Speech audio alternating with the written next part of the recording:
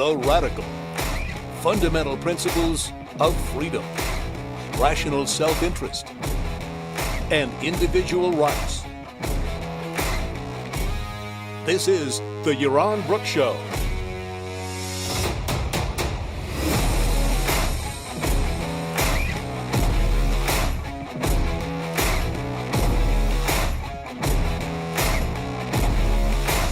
All right, everybody, welcome to Yaron Brook Show. Sorry you started out with technical problems. Not sure what's going on exactly, but we had to switch streams. The stream started and ended, and Restream, the software I use to stream on all these different platforms, is not working. It's showing everything is offline, but yet here you are, you're online. So I don't know, crazy. But anyway, we are here, we are on, we are broadcasting, and hopefully everybody who was on the other stream will get here soon.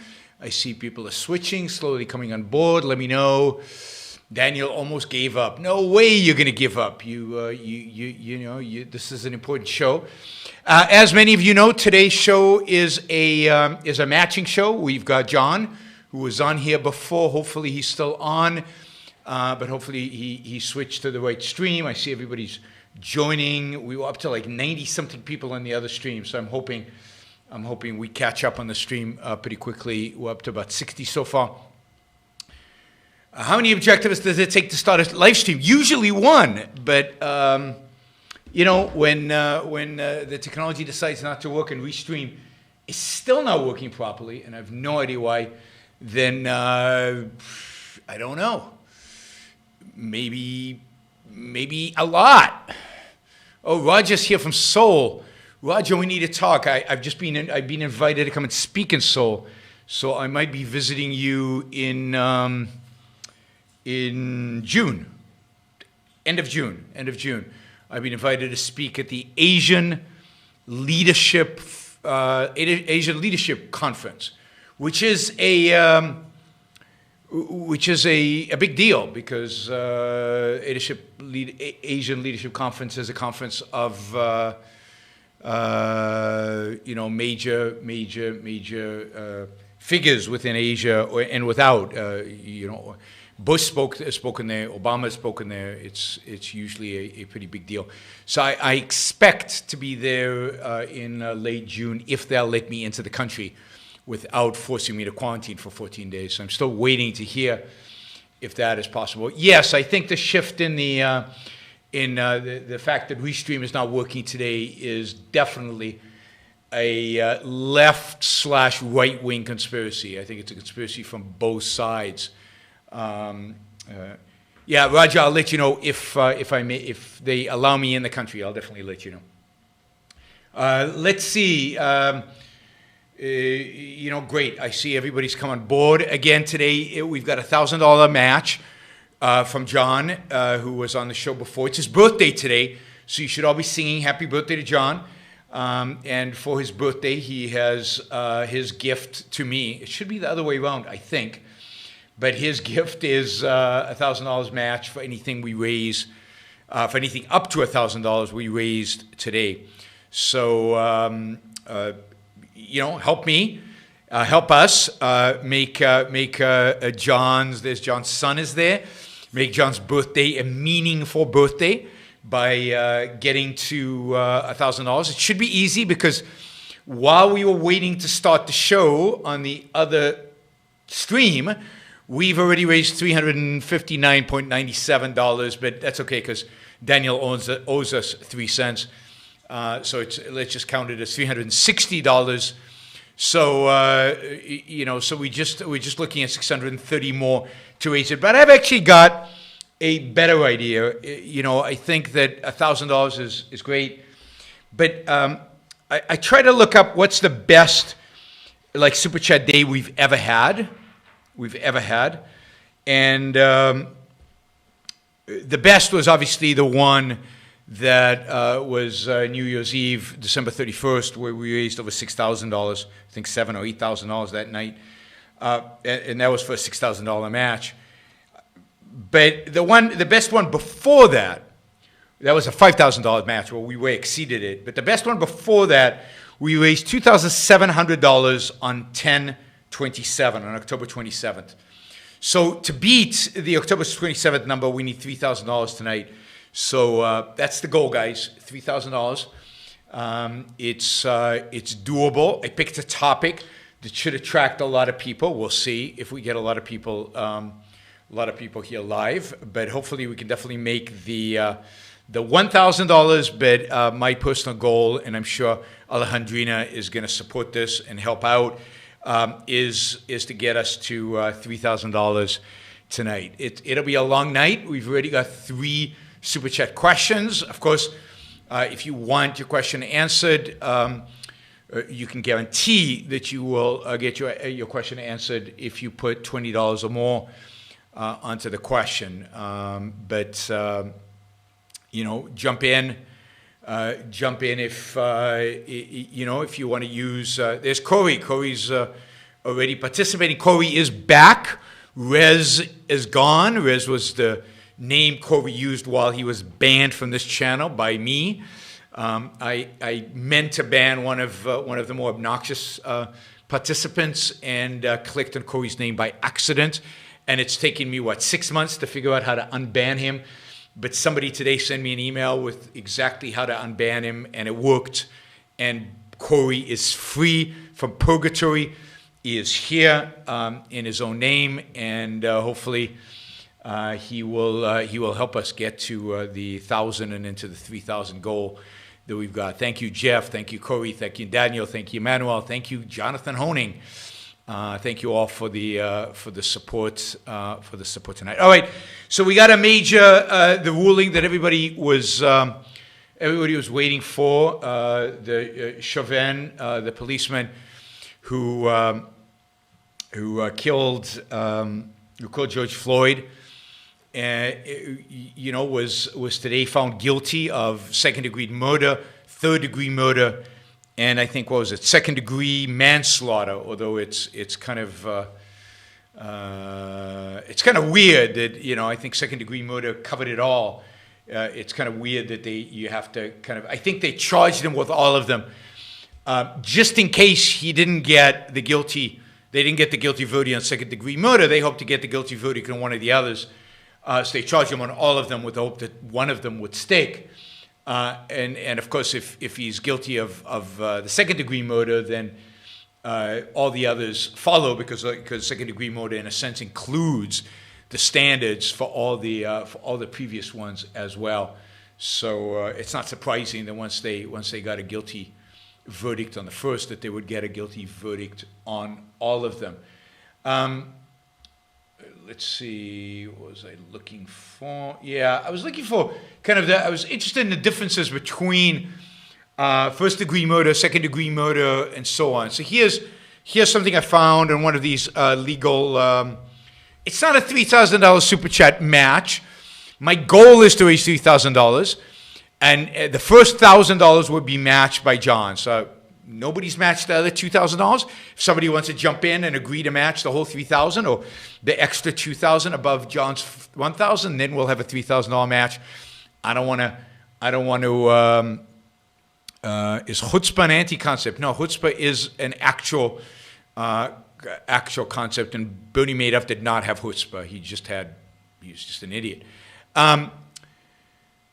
So I thought, explaining a little bit about the differences between these would be helpful. So first-degree murder, I think we all know, it usually falls into one of the following 2 categories.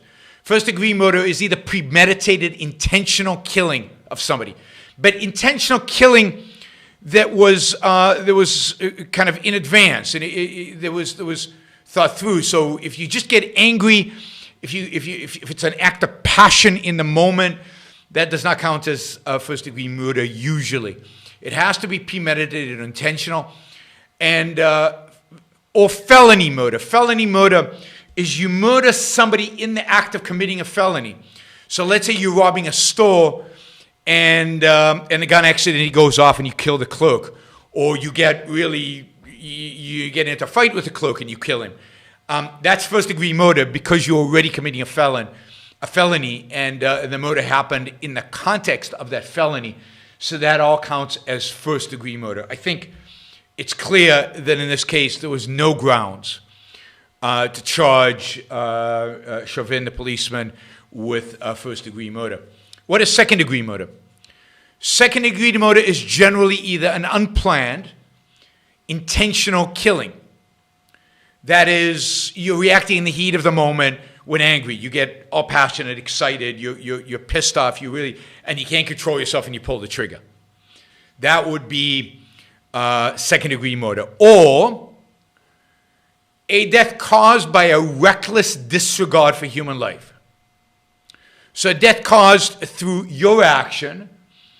It wasn't premeditated. It wasn't necessarily in the heat of passion, you would say, but it was reckless. There's plenty of reason, there's plenty of reason to believe that you could have stopped yourself from doing what you did and you didn't.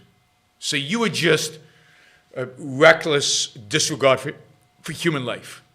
And I think at the end of the day, that is probably what Chauvin was convicted under. It wasn't that he was angry and he intentionally killed him, but I think it was under the idea that it was a reckless disregard for human life. That he should have known that what he was doing was killing George Floyd. It wasn't necessary for his own self-defense. He was trying to subdue, but it got to the point where it was recklessly disregarding. George Floyd himself said he couldn't breathe. Bystanders said, you're killing him. He can't breathe. He paid no attention. He kept a foot on the guy's neck for 9 minutes. And that would be considered in a context, reckless disregard for human life, because he should have known that what he was doing was killing him, and there was no reason to kill him. That is, it wasn't an issue of self-defense to kill him. So the difference between first and second degree murder is certainly intentionality and the mindset of the killer, right? Was it intentional, or was it planned? Was it unplanned? Was it intentional? Was it just reckless? What actually brought about the actual killing? Third-degree murder or manslaughter is an unplanned, unintentional killing, so an accident, basically, that is not part of another felony. And here, I think, this is why they convicted him of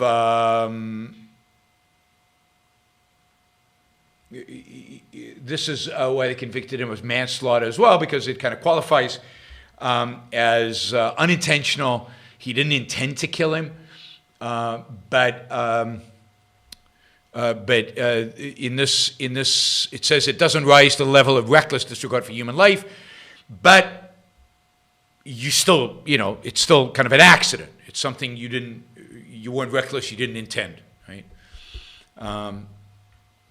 So it says here, a person committing third-degree murder still shows ill will towards someone else by harming them, but doesn't intend to kill them, but does kind of accidentally kill them. Third-degree murder charges actually only exist in 3 states, Pennsylvania, Florida, Minnesota. I think in this case it wasn't third-degree murder, it was second-degree manslaughter, right? So I think manslaughter in Minnesota kind of overlaps with third-degree murder in Pennsylvania, Florida, and Minnesota. So those are kind of the standards of prosecution. This is what they're going after Chauvin for, and what the jury convicted him of is second-degree murder. That is, he acted in reckless disregard of human life. It convicted him of manslaughter, which is basically, he killed somebody. I think, again, it's superfluous once you convict of second-degree murder for all the rest. They charge you with all the rest in order to cover their asses, so that if the jury doesn't convict you of the one, they might convict you of the other. All right.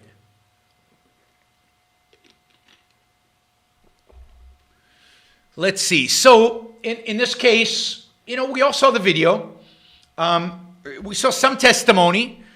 I didn't follow the trial that closely. It didn't seem, the trial itself didn't seem really that interesting. I think the evidence was, some of the arguments that we heard before the trial about why George Floyd died seemed to have been refuted by the prosecution. It didn't seem like he died because of drugs or from other things. It seems like Chauvin really did kill him. And there was some conflicting evidence in terms of the police, in terms of whether he followed procedure or didn't follow procedure. But Minnesota police, different ranks of the police, all testified that he had, in a sense, recklessly disregarded human life, that he was not in the right in doing what he did, and he should bear the consequences of his actions. There was nothing in the trial that would lead, I think, anybody strongly to think that a jury would find him innocent. There was some debate about whether it would be second-degree murder or third-degree murder under Minnesota law. But reckless disregard for human life is pretty broad, and you can see that 9 minutes is a long time. Being handcuffed on the ground, why does a knee have to be on your neck?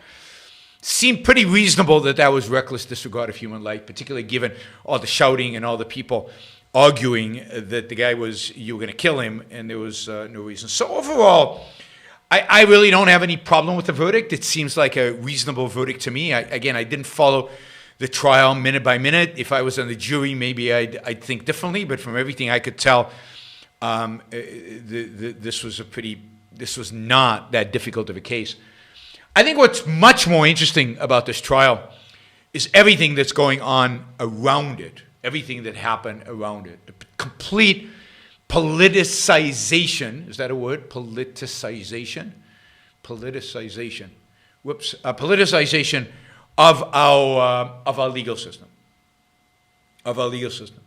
The disgraceful fact that before the verdict came out, politicians, Democratic politicians, particularly one, her name slips my mind right now. I know she's from California. Politicizing, the politicization. Is that a word? Politicization. Hold on one second.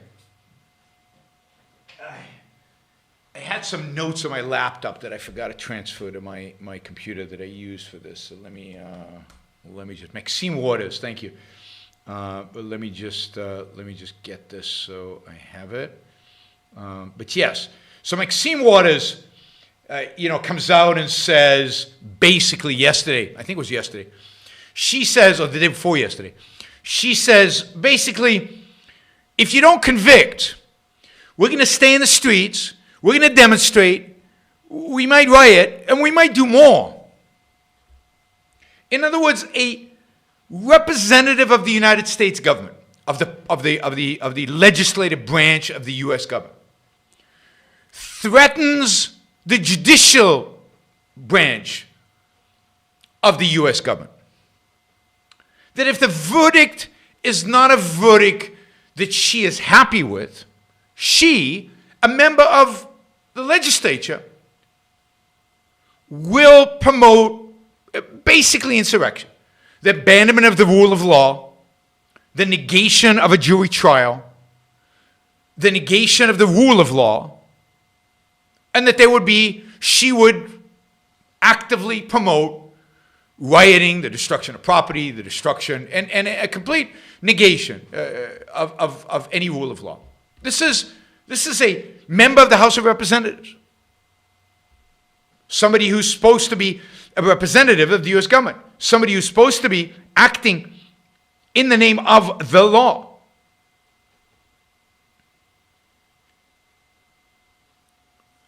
Now, the judge in the case actually said that given that statement by Maxime Waters,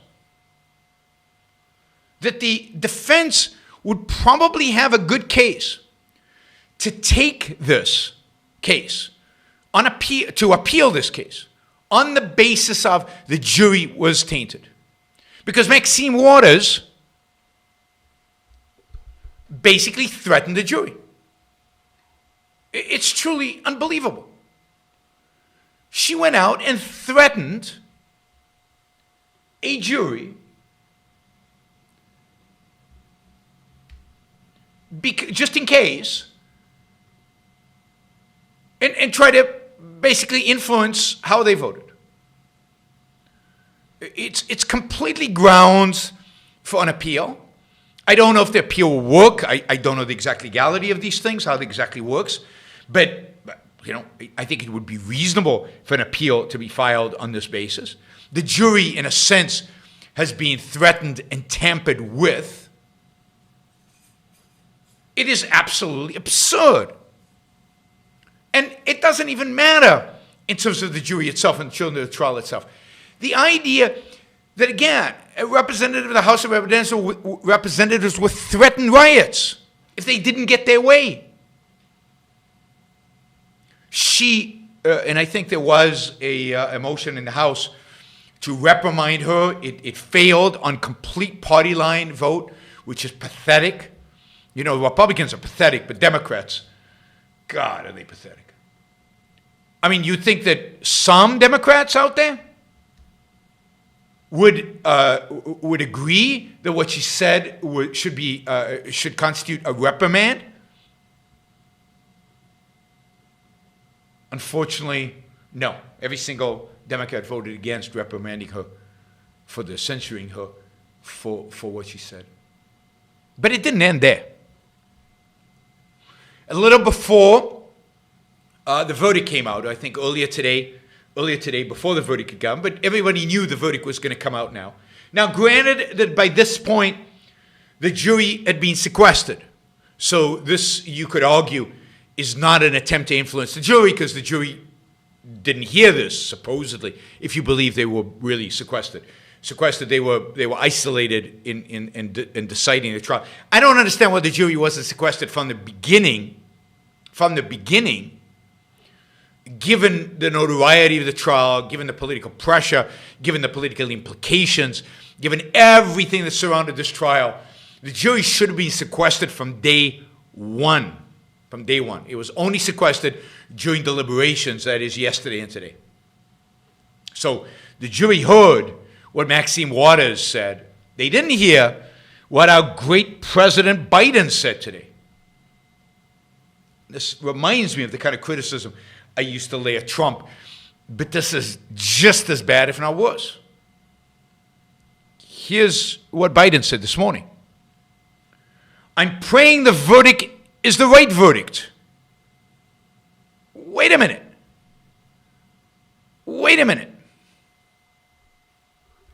Have you, Mr. President, followed the trial, evaluated all the evidence, heard all the testimony, and are you now making a claim of fact based on all the evidence that was available to the jurors that you know what you would vote in terms of a verdict? No, I'm sure none of that is true. You know what you think the verdict should be. You know what politically the verdict should be. But for the President of the United States, not to wait until a jury makes a decision, but to pray the verdict is the right one because that's the right one you think, ignoring, again, the rule of law, the idea that you are innocent until proven guilty, according to U.S. law, that Chauvin, like him or not, hate him or not, was innocent until the jury declared him guilty. It's just pathetic. Now, again, this is the kind of thing Trump did all the time. intervening in legal matters, intervening as president in things that the executive branch should never intervene in. And look, these are precedents. Every president is going to do more and more and more and more of this. Now, I'm not saying you cannot have a view as a private citizen.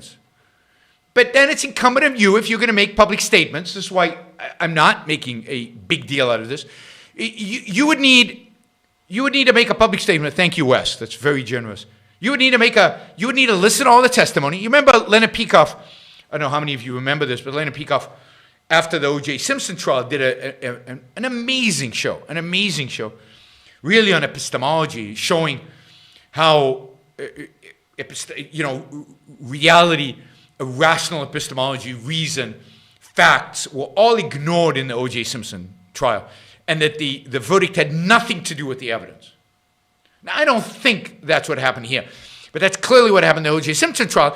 But Leonard, in order to do that, literally listened to all the testimony for days and days and days, analyzed it, and came to a conclusion as if he was a jury member based on the facts.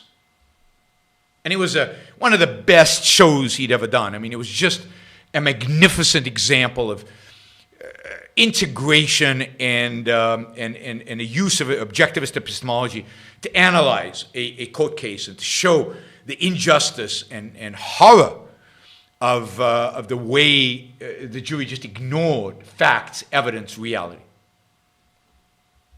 Again, no evidence that has actually happened here. But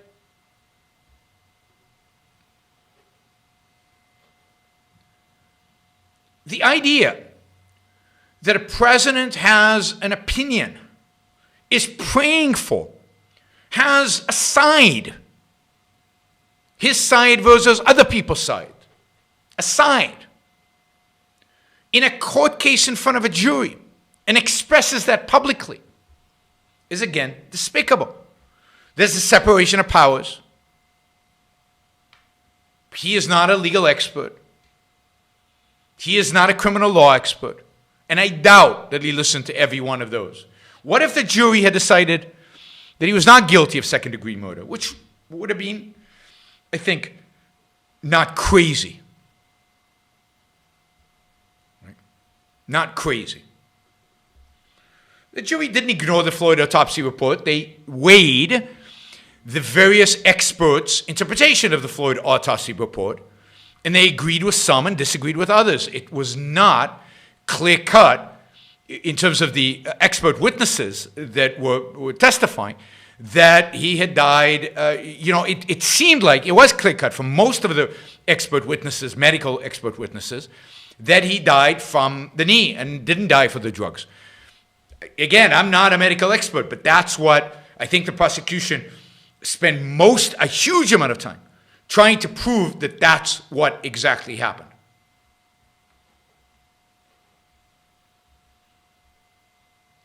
Again, the political issue here is what interests me. It's that a president of the United States now intervenes in criminal law because it has political implications. And of course, the only reason it has political implications is because somehow the left has construed this trial as a trial about systemic racism, when it's not. This trial was about, whoa, George, thank you. Thank you. Excellent. That's amazing. So we're now over the $1,000. As I said earlier in the show, I've shifted the goalposts. The goalposts have now moved to shifted the goalpost now to $3,000. And George, with regard to your question, so I'm just going to read this quickly. It is $500, so he's cutting the line, and that's fine. You interviewed Dr. James Tooley last year about his entrepreneurial ventures in private education. I'm happy to say that his book finally published last week. I'm happy to be credited in his acknowledgments. This is George Tibbetts. I would be happy to get you a complimentary copy. I'd be love to get one. Can I entice you into doing a review of the book? Absolutely. I'd love to do a review of the book. I'd love to have Thule back on the show to discuss the book. So let's get James back on the show. What I really love, here's what I really love. Maybe you can pull this out for me. I'd really love the permission to go into the UK without 14-day quarantine, given that I've been vaccinated, and interview James Thule at Buckingham University where he teaches. That would be fantastic. So George, yes, let's send me a copy and let's do it. Brad, thank you. Really appreciate that. Brad is John's son. John, happy birthday. We made it to $1,000, and we're now shooting for 3. So we're at what is it? Well, Alejandra is a little bit. She's ambitious now, so she's going for 5,000. But I'll be happy if we make this the second best super chat we've ever had, and that would be $3,000. But we're already at basically 1,399, and I think somebody still owes us a couple of $100. So I think we're clearly at 1,500, so halfway to the $3,000 mark, which is my mark, a little bit further away from Alejandrina's goal of 5,000. All right, now what makes this such a political issue? It's that this trial has turned into a trial about systemic racism, when this trial has nothing to do with systemic racism. This trial is a trial of a policeman who, in my view, based on everything I've seen of the evidence, abused his power, showed disregard for human life. I mean, Judge Floyd is not some saint, but Chauvin did not have to do what he did to him. I don't want policemen like Chauvin on duty. I don't want policemen who might do that to me, to my kids, to my friends. I want better police. I want police well-trained. I've talked about police training over and over and over again, so I'm not going to do it again. But I want well-trained police. I want police that I can trust. Now, I know the anarchists among you are rolling your eyes like, police, we can trust police. They work for the state. Well, I'm not an anarchist. And I think you can, with the right training and with the right laws that limit the scope of what they do, exclude, for example, drugs.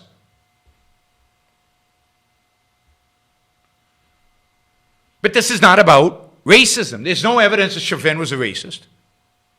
There seems to be evidence that he was a bad policeman. Bad policeman. Indeed, we need fewer police, because we need fewer laws. If you decriminalize or legalize drugs, you can have a lot less police out there. What we need is police who do their job diligently, who are amazingly trained and are amazingly physically fit, who can subdue a victim without killing them and take them to trial. And what we need to avoid,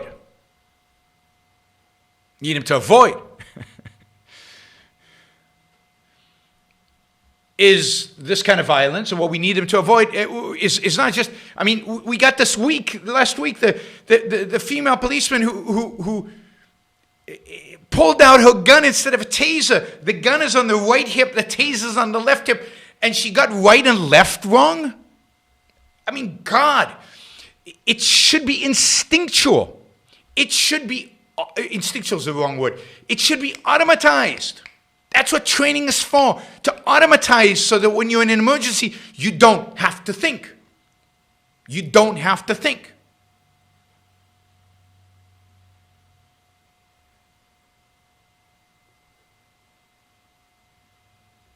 Right. It's truly unbelievable. No, we're not at 1,500 yet. I'm waiting for Daniel to pony up, and then we'll be over 1,500. Now's not a bad time, Daniel.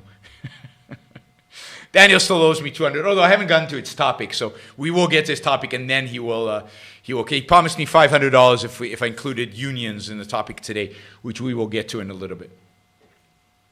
But this is not a trial about racism. This had nothing to do with racism. Yeah, but we're over 1,000, so you're good to go. This is a trial. This is a trial about a bad cop. And how bad, we could argue, but a bad cop. I am a panderer. What's wrong with pandering? But my rage against politicians doesn't end with Maxine Waters and George Floyd. The most comical statement, the most ridiculous statement, if you will, the most evil statement of all of them, was actually Nancy Pelosi's statement. I don't know if you saw this. I assume this is a real video. It seems so ridiculous that that maybe it's one of these fake videos, you know, where they place Maxine Waters and give her words she didn't say. I don't know, but it looked real. The video looked real. This is what Maxine Waters said in the video, which is truly shocking. This is after the verdict came out, and this is the kind of evil of altruism. This is the kind of evil of the politicization of the police, and the whole approach to what's going on in terms of race today in America.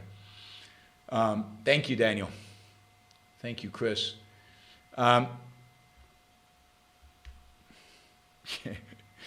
Somebody says, yeah, even on a topic like this, I managed to piss off left and right. And yes, I'm proud of my ability to piss everybody else. I try to be objective, which nobody believes in anymore.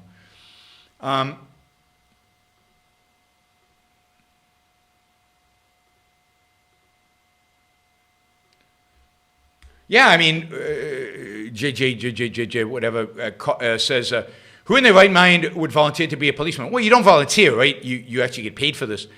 To be a policeman in America today, these days, a thankless and dangerous job. It's not a surprise it attracts those kind of people. Yes, and I think it's dangerous because of our politicians, because they create awful laws.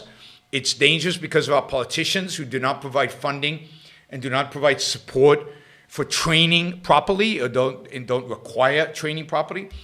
And it's dangerous because even when you shoot somebody justifiably, and in many of these cases, the shootings was justifiable. I don't think in the case of Chauvin it was justifiable, but in many, the killing, many times it is justifiable, and yet they're still forced to resign. They still have to go to court, and in some cases they should go to court because the court should decide whether it was justifiable or not. But the presumption is that they are guilty. The presumption is that they are racist. The presumption is that they are wrong. Even this woman who killed this guy, she shouldn't kill him. He shouldn't resisted arrest. He's a villain, the guy who got shot. But shows she for making such a ridiculous mistake between a gun and a taser. But she's a victim of a system that doesn't train her to have that automatized. And why would you want to be in a profession where you don't get the appropriate training, and then if you make any kind of mistake, you're out? Or what was her name, who was killed because of the no-knock warrants? Now, I'm against no-knock warrants. They're set up to lead to disaster. And particularly, they're set up for drug raids, which I'm against the whole drug trade being illegal. And yeah, the police shouldn't have been there. They should have done it. It was a mess. It was a disaster. But it's a mess and a disaster because of the laws we have. It's a mess and a disaster because these kind of no-knock warrants are allowed. Yes, Breonna Taylor. Thank you, Alicia. It's a mess. Yeah, we should get rid of the FISA courts. I mean, there's so much about our legal system that has to be changed. There's so much about our legal justice system that has to be changed. And in the meantime, yes, the police get the brunt of this. I find it curious, though. I just thought of this. I'm pissing off the right and the left on this. Why is this a right or left issue? Oh, we've got Peter's here. Peter's here spamming us. Don't donate to me. Don't donate. Donate to the CTO, your local charity. Who the hell is that? Who's CTO? All right, let me block him because this is there we go. Get rid of that. Whoops, that didn't work. Corey, I'll try not to block you accidentally. That's what happened last time. We got one of these guys in, and I blocked Corey accidentally instead of blocking the idiot who was harassing me. Don't worry. The people who don't support me are not actually. Who should I block? Don't block him. Block him. Not Corey. Corey's okay. I'm pretty sure Corey's okay. I blocked Peter. Let's see. Yeah, I was going to talk about Pelosi. Anyway, I mean, this whole thing about this is about racism. It's not. There's no evidence. I didn't see anything in the trial that suggested that what motivated Chauvin to kill George Floyd was the fact that George Floyd was black. There's no evidence to suggest that if George Floyd was white, Chauvin wouldn't have put his knee to his neck and killed him anyway. And indeed, we've seen police stupidity, police brutality, police disregard, complete disregard for human life applied to white people as well. Brad, you're asking a question that I'll get to when I get to unions. We'll link the two issues when I talk about unions. That's good. So here's what Nancy Pelosi said today. I'm hesitant to even say it because of how insane this is. This is Nancy Pelosi. She had a press conference. So she was prepared. She had prepared remarks, and this is what she came up with. Thank you, George Floyd, for sacrificing your life for justice. Because of you, and because of thousands, millions of people around the world who came out for justice, your name will always be synonymous with justice. I'm speechless. Thank you, George Floyd, for sacrificing your life for justice. Nancy Pelosi said that. Thank you for dying for the cause. What cause? Remember, he broke the law. He didn't ask to die. I'm sure he'd prefer not to die. I'm sure his family would prefer he not die. I'm sure Chauvin would prefer he didn't die. Thank you for your sacrifice. Talk about altruism. Because there's a higher cause here. You brought out what the obvious injustice in our police force, the systemic rate. What is it exactly that he died for?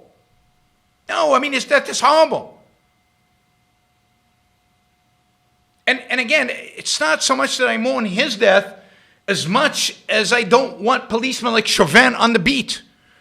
Because next time he might actually kill a really, really good person. George Floyd was not a particularly good person. You shouldn't have killed him either. But the reason you want to get rid of police like Chauvin is because they do harm. I mean, what kind of mind thanks a person for dying? No matter what the cause.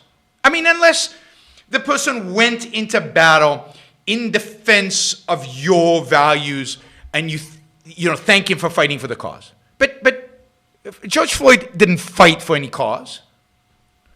George Floyd didn't put himself in danger so that Black Lives Matter would arise as an organization to whatever. Right? George Floyd is not some kind of hero here. He's definitely a victim, but he's not a hero. He's not somebody to celebrate. Certainly not celebrate as a sacrificial hero for a cause. What cause exactly? Now, so it's wow, it's just, yeah, what is she thinking? What is she thinking? But Nancy Pelosi, she's nuts. She really can't think. Daniel, are you going to do the rest of the money in $2.99 bits? It's going to be interesting. We're going to be here for a long time.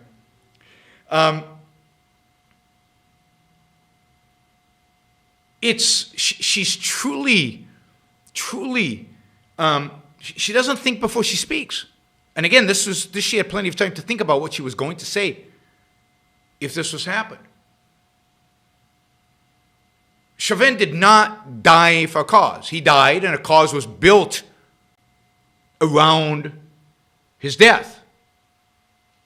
A cause that did not match his death, because the cause was eradication of systemic racism, supposedly, systemic racism that doesn't really exist as systemic racism, the cause of abolishing racism. But Chauvin, but it's not clear that he was killed because of racism. So again, I'm repeating myself. There's nothing here. So notice how all of this, Nancy Pelosi and everybody else, this is completely distorted. The whole case is distorted in the name of a political social agenda, which is a social agenda that is anti-freedom, anti the individual. A social agenda that is racist in its emphasis on viewing everything as race-based and race-motivated and race-inspired. Thank you, Nicholas. And these are politicians.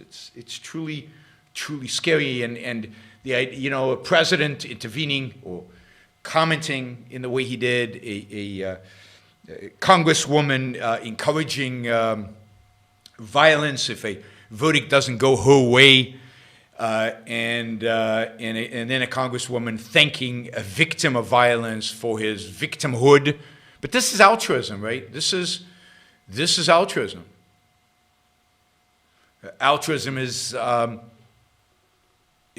idea that the whole purpose of life is to sacrifice for greater good. Thank you, Daniel. Thank you, Gupta. It's the idea that it's good, it's virtuous, it's noble to sacrifice for the greater good. And whether you do that accidentally or purposefully, I guess, is irrelevant to them. So another sad day in American politics. Probably the right verdict, but also kind of brought a spotlight on the quality and on the on just the horrific nature, the horrific character of our political class, and the fact that politics now is everywhere in everything, cannot be escaped, that our judiciary is really at risk of losing its independence. The rule of law is in danger of being suppressed for the sake of political expediency. And that we have to thank both Republicans and Democrats for. Right? Don't forget the Cruz-Lee Hawley bill to penalize the MLB because the MLB made a decision the Republicans don't like. It just goes on and on and on and on. Right? There's no end to it. This is what happens when you let government grow, not so much in size, but in scope. In scope, where it can intervene in anything, do anything, be anywhere. This is where you get to.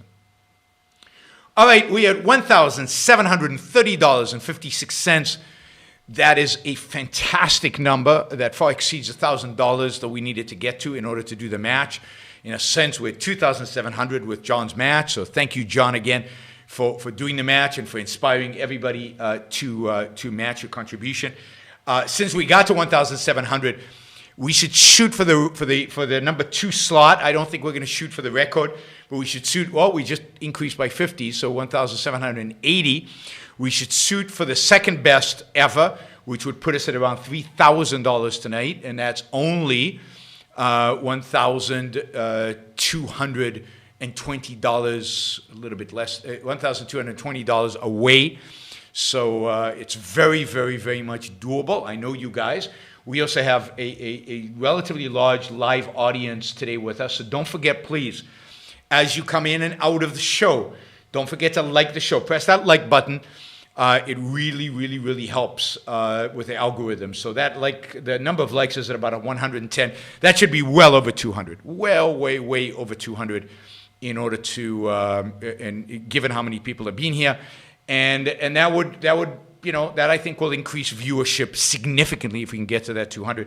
Let me also say before we go on to talk about unions, and I think we'll start with talking about police unions and the unbelievably corrupting influence I think police unions have. But really all public unions have this corrupting influence. But with police, it becomes very personal.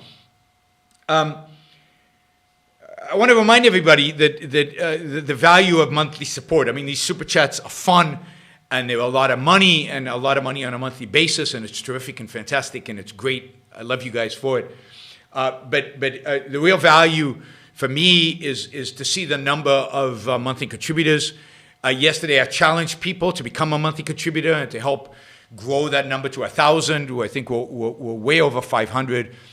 We might be close to 600 now. We're certainly with the Super Chat people way over 600. But I'd like to get that to 1,000. A number of people last night and today actually went online and added their names and became contributors to the show, monthly contributors to the show. Thank you. You can do that on YaronBrookShow.com/support. You can do it on Patreon, and you can do it on Subscribestar. You can also do it on Locals. So plenty of ways to do it. Daniel, thank you. And you guys should just match Daniel. Anything Daniel does, you should match him dollar for dollar. And what you should do is see how far Daniel is willing to go. As if you commit to matching everything Daniel does, that will be interesting. All right, so let's talk about unions and to kind of bridge us into that. I've also got a ton of Super Chat questions, so we're going to have a long show tonight. I'm going to give you plenty of opportunity to get us the $3,000 given everything that's going on right now. We're at $1,800 right now. Wayne, thank you. Let's see, where is this?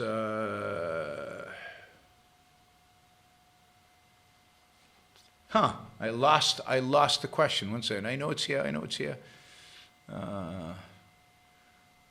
think it was by Brad. There it is. What is the impact of police unions on quality of policing? Maybe there's no possibility public sector unions go away, but I'm surprised how little I've heard about it as a solution to police issues. There's no question that the police unions have intervened in a number of ways to, I think, reduce the quality of policing, to reduce the accountability of the police. Jeff, thank you. That is fantastic.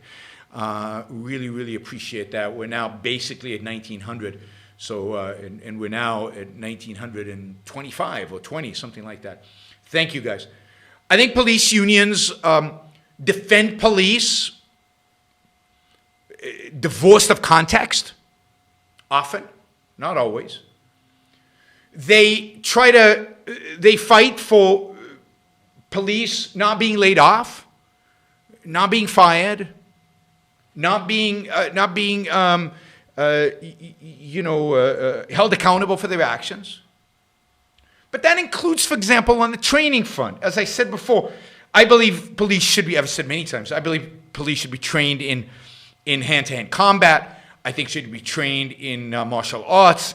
I think they should be held to the highest standards of physical ability. If they're in the street, if they're in the office, I don't care, but if they're in the street, they need to be in tip-top shape, and they need to be amazingly trained in terms of use of weapons and in terms of using their hands and their body to subdue. Thank you, Jack. Thank you, Owen. Thank you, Starjet. to subdue your offenders, so that they don't have to resort to deadly force unless it's necessary. I'm not against deadly force, but unless it's necessary. Unions are not focused on, unfortunately, because I think they could be, and I think they should be. Because think about it. If the unions truly represent police, if they represented the best interest of individual policemen and of the profession, if they had pride in the profession, pride in being a policeman, then they would insist that the standards be raised. They would insist on proper training. They would insist on physical exams, on being physically fit. They wouldn't want to put somebody who's out of shape, somebody who can't run after a bad guy, somebody who would get completely subdued by a bad guy. They wouldn't want their people out in the field under those kind of conditions. And they would insist on improving training, on improving physical skills and improving physical abilities, on maybe tightening up the requirements for what it means to be a policeman. I mean, imagine if the police took the same kind of pride in being a policeman, and the unions supported this, as the Marines take in being a Marine. I mean, it would be a completely different police force, and the experience would be completely different. We'd have a lot fewer mistakes. Now, even with Marines, they make mistakes. Even there, people die of friendly fire and things like that. Yeah, George Floyd certainly was not going to outrun anybody. But in many cases, bad guys have. There was the case in Atlanta where the guy was just threw the police around. I mean, in terms of hand-to-hand, and then ran away. And they couldn't chase him. There's no way they were going to catch him. They tried taser him, and then they shot him. Now, yeah, maybe he deserved to be shot. But at the end of the day, it would have been much better if they had been able to subdue him through, teach him Krav Maga, and they would have subdued him. And they would have never got to the point of actually having to shoot him. So police unions, it's sad that they don't have the pride to stand up for their policemen. They're focused too much on their pensions. They're focused too much on their pay. They're focused too much on improving conditions so that they become cushy, instead of making sure that whatever the conditions are, their police are the best trained, best able to deal with the criminals out there, do their job to the best of their ability. Unfortunately, that is the history of unions. Unions are rarely truly interested in the well-being of their members, and the more political power unions have been granted, particularly with the Wagner Act that was passed in the 1930s, that gave unions a legal advantage over management. And particularly in the case, I'd say, of public unions. Unions now have power, legal power, political power. And when you give people that kind of power, what you get is corruption. What you get is corruption. They can't be fired. They have all kinds of legal protections under the law in terms of what they can and cannot do. Now, in the case of federal public employees, I think they can be fired. I mean, Ronald Reagan did that to the air traffic control, and that changed the whole attitude towards unions from the early 1980s or the mid 1980s onwards. But that is shifting. That is slowly shifting. Right? Slowly shifting. I have a particular beef with unions, public unions, and their pensions. Public unions are tough negotiators. They negotiate these amazing pension plans.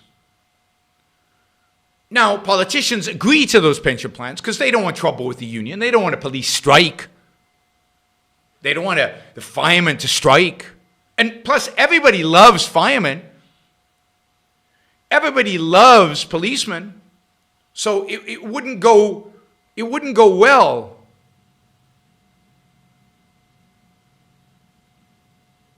I didn't know YouTube had a limit.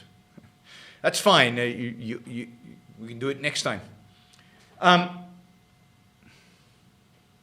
So politically, they don't want to go up against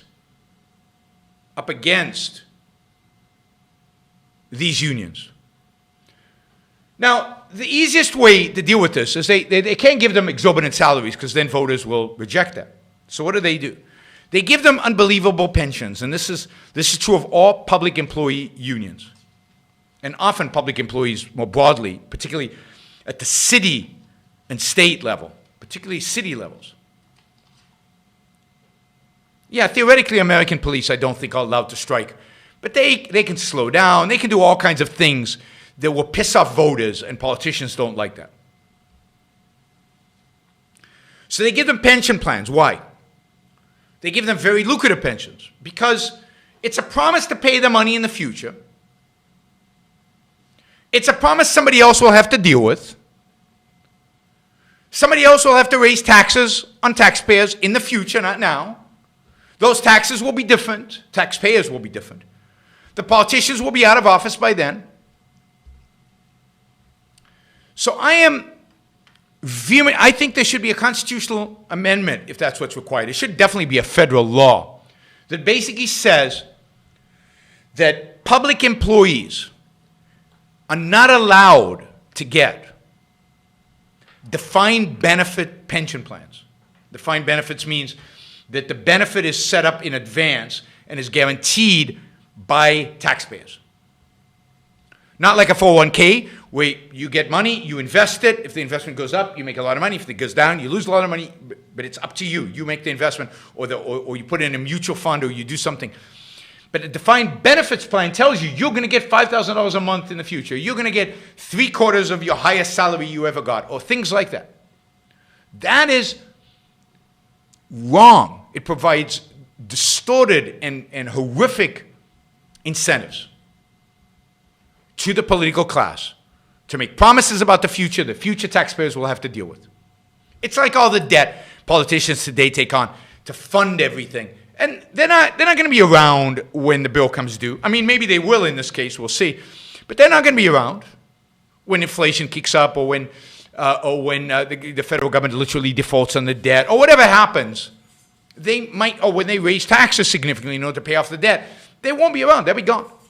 So they can afford to raise taxes as much as they want.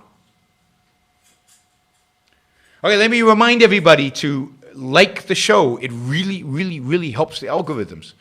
Really, really helps. If you want to support the show even a little bit, then all it takes of you is to click that like button. If you like the show, it would be great to get you as a subscriber. If there are people out there listening who are not subscribers, please subscribe. And if you click on that little bell next to the subscription button, you will also get notified every time I go live. Yaron needs more likes. That's right. My self-esteem is hurting. The only way it can go up, I'm kidding. I need more likes because I want the algorithm to. We have to overcome the fact that YouTube wants to suppress my shows, and the only way to undo that is to game the, well, it's not gaming the algorithm, it's basically, the more engagement there is, the more likely it is that a show will do well in terms of a YouTube algorithm. Teachers Union is exactly the same. The teachers union is not interested in students. It's not interested in education. It's not even interested in the self-esteem of the teachers. Self-esteem that would come from doing a good job. That would come from actually producing a great product. That would come from maximizing the educational quality that they provide.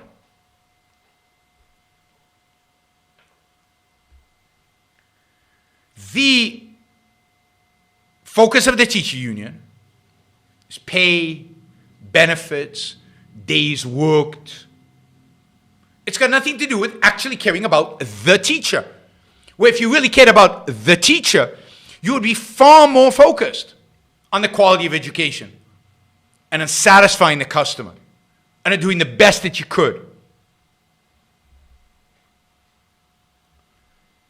So the sad thing is, particularly with public unions, public employee unions, is how destructive they are to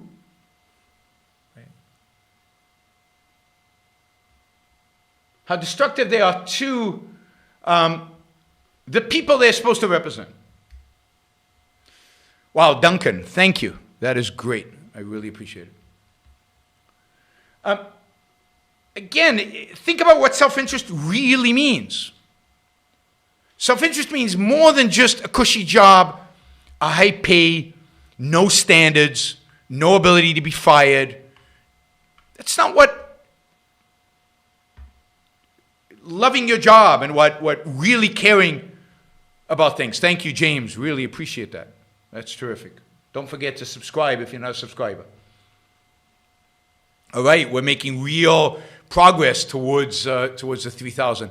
John says National City Council members get lifetime health insurance after serving 2 terms. There you go. And who's going to pay for that? Well, taxpayers. It's the only place City Council can get any money.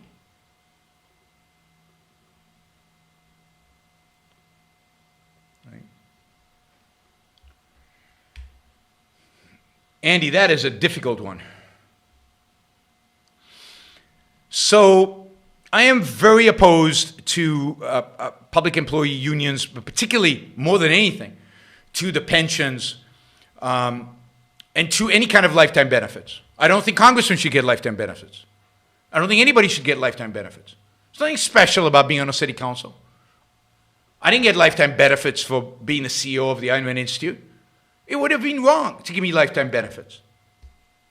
Why should future donors with a new CEO pay for a retired CEO? Right. And you can go on. Now, some private enterprise does that. It gives people benefits afterwards. But most don't.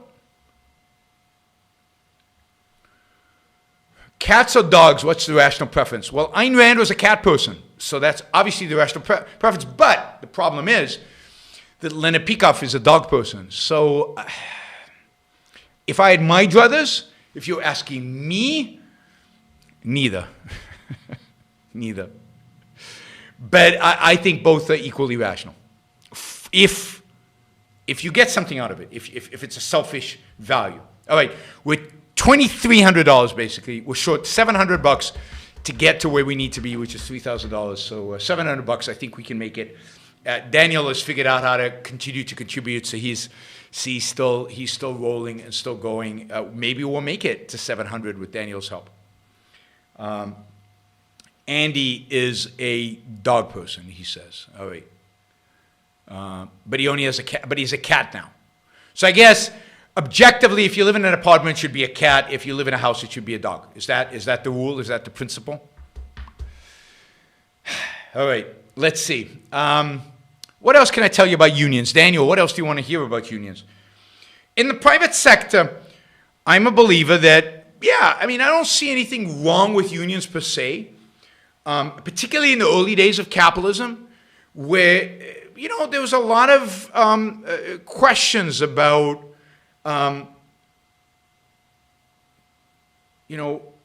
just informational questions about what's an appropriate wage, particularly if you maybe in a small community, you're a little away from the major cities where there's a lot of competition. There's a certain fraternity, particularly in a world that's not very well connected like the 19th century, particularly maybe in a world where, again, you may be in a smaller location. There might be benefits, particularly if the unit is truly focused on education, advancement, information, making the employee better. Because remember, in terms of wages in the private sector, I'm not going to get into it. In terms of wages in the public sector, there's only one way for wages to go up that's sustainable. And that is to increase productivity. So imagine if unions were interested in working with managers to bring about sustained, effective increases in productivity. and were willing to participate in those kind of discussions and thoughts and share their experience from the shop floor and how productivity can be enhanced. And there's an immense value you can learn from employees in terms of productivity enhancement and giving them more responsibilities and so on. That would be a great thing that a union could facilitate. But unfortunately, again, in the private sector, it's rare that unions act like that. Unions are far more focused on the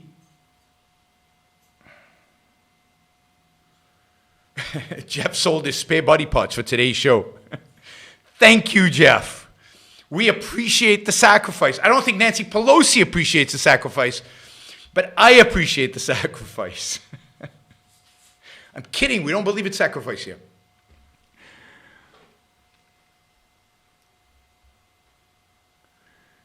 So, if you want to use PayPal, it's really easy. Just go to paypal.com and make a payment to Yaron Brook Show. It's fairly easy to do. Or you could go to my website, yaronbrookshow.com/support, where you can sign up for a monthly contribution or make a one-time contribution. Right? You know, Jeff might have had 3 kidneys, so he gave one, so he still got 2, so it's fine. Who knows? Unions are focused on power, and unions from, unfortunately, very early on, from the 1930s, when Franklin Delano Roosevelt gave them political power, that is, gave them political preferential power over employers. They have been advocates of the Democratic Party, have advocated for a particular political agenda. I don't think union members in the last few elections necessarily have voted Democratic. I think many of them voted for Trump. But the union leadership is involved. Unions also, because of the kind of power that they had, particularly in their heyday in the 40s and 50s, were very much involved in organized crime.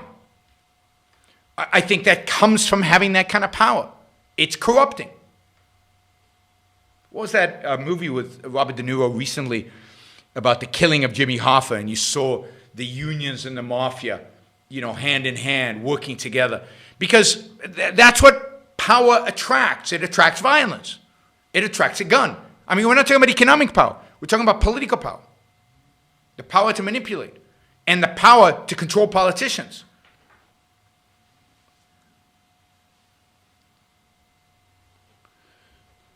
So, The Irishman. Thank you, Diego. Absolutely. The Irishman. And thank you, Michael. The Irishman, a terrible movie, by the way. Terrible, terrible, boring, uninteresting, in my view, movie. And terribly made. Very disappointing. No, it wasn't The Scotsman. It was definitely The Irishman. But very powerful in projecting kind of the way the unions and the mafia went hand in hand. It's not an accident. What happened during the... And you know, I'll spend another few minutes on that, and then we have to go to the SuperChat, because there are a lot of SuperChat questions. It's not an accident. In the 40s and 50s and then in the 60s, unions had immense power. They drove wages up, and they drove wages up above the growth in productivity, which required companies to raise prices, and actually drove prices up, and in many cases drove productivity down. They helped create businesses in America that were unproductive, inefficient, and uncompetitive. And while the rest of the world was trying to recover from World War II, that didn't hurt American businesses, because we were building up the rest of the world and we had no competition. But once the Japanese and the Germans got their productivity going, their production going, American business could not compete. The unions, together with, I think, bad management, bad incentives, bad governance, bad tax policy, bad attempts at industrial policy in the United States, the Japanese and the Germans kicked our butt. They were far more productive, far more efficient, created better products. I mean, you can see this in the automobile industry primarily. The Germans made better luxury cars. The Japanese made better small cars. We were stuck in the middle. The only thing Americans could do well was SUVs and minivans, and even that edge went away at some point. Unions basically destroyed American business, or helped destroy. They weren't the only cause. There were many other causes. And one of the ways in which the American business recovered post-1970s is by clamping down on unions, breaking them up. Unions were phenomena in many of the conglomerates that were broken up, spun off. Again, a movie I recommend over and over and over again. I encourage you to watch As Other People's Money, where you see this in action. The businesses that had the unions were shut down. They went bankrupt. They were sold off. They shifted production overseas, or they replaced the unions with robots.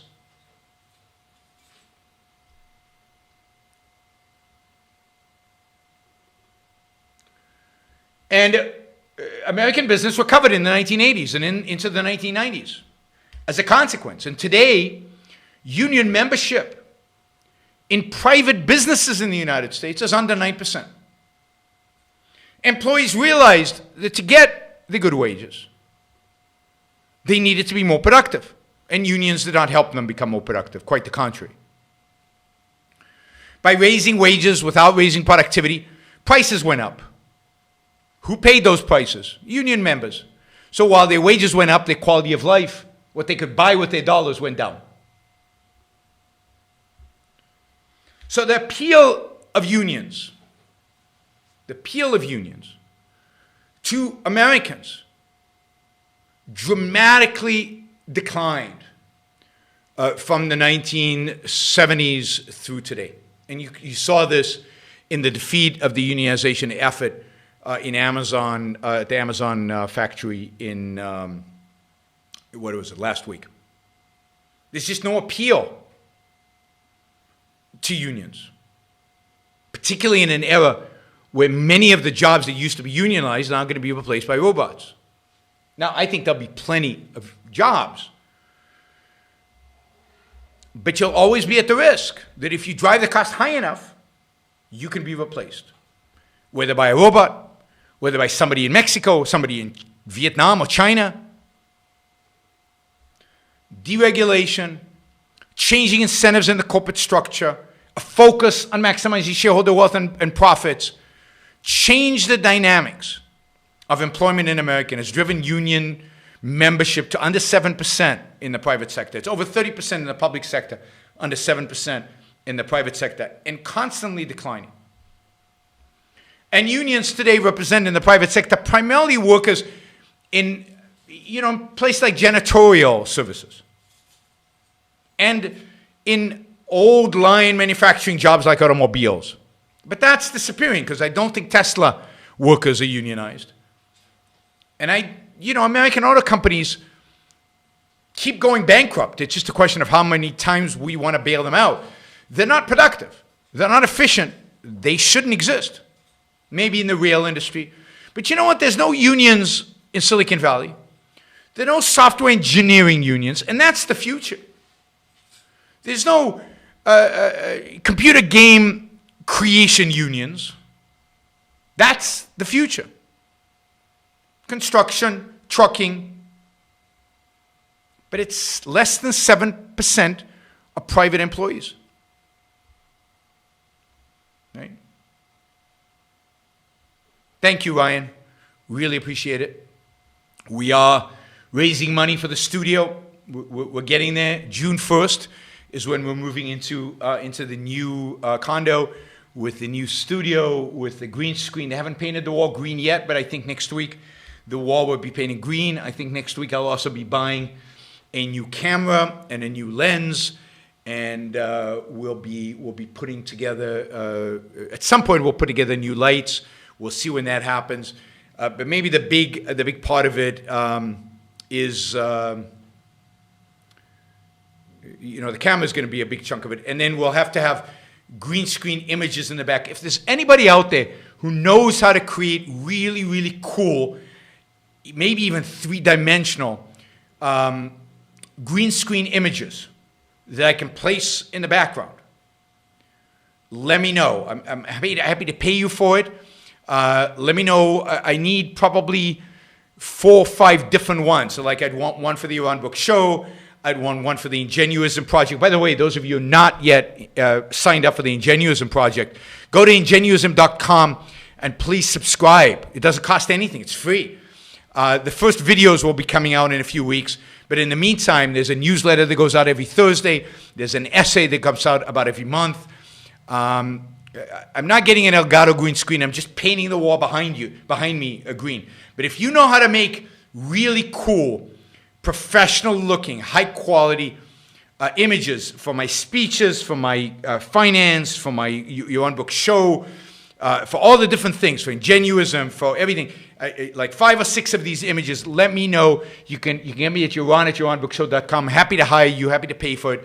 That's part of the new studio fund raise is to pay for that. So if anybody knows how to do that, youroneatyourOwnBookShow.com. That's the place to go.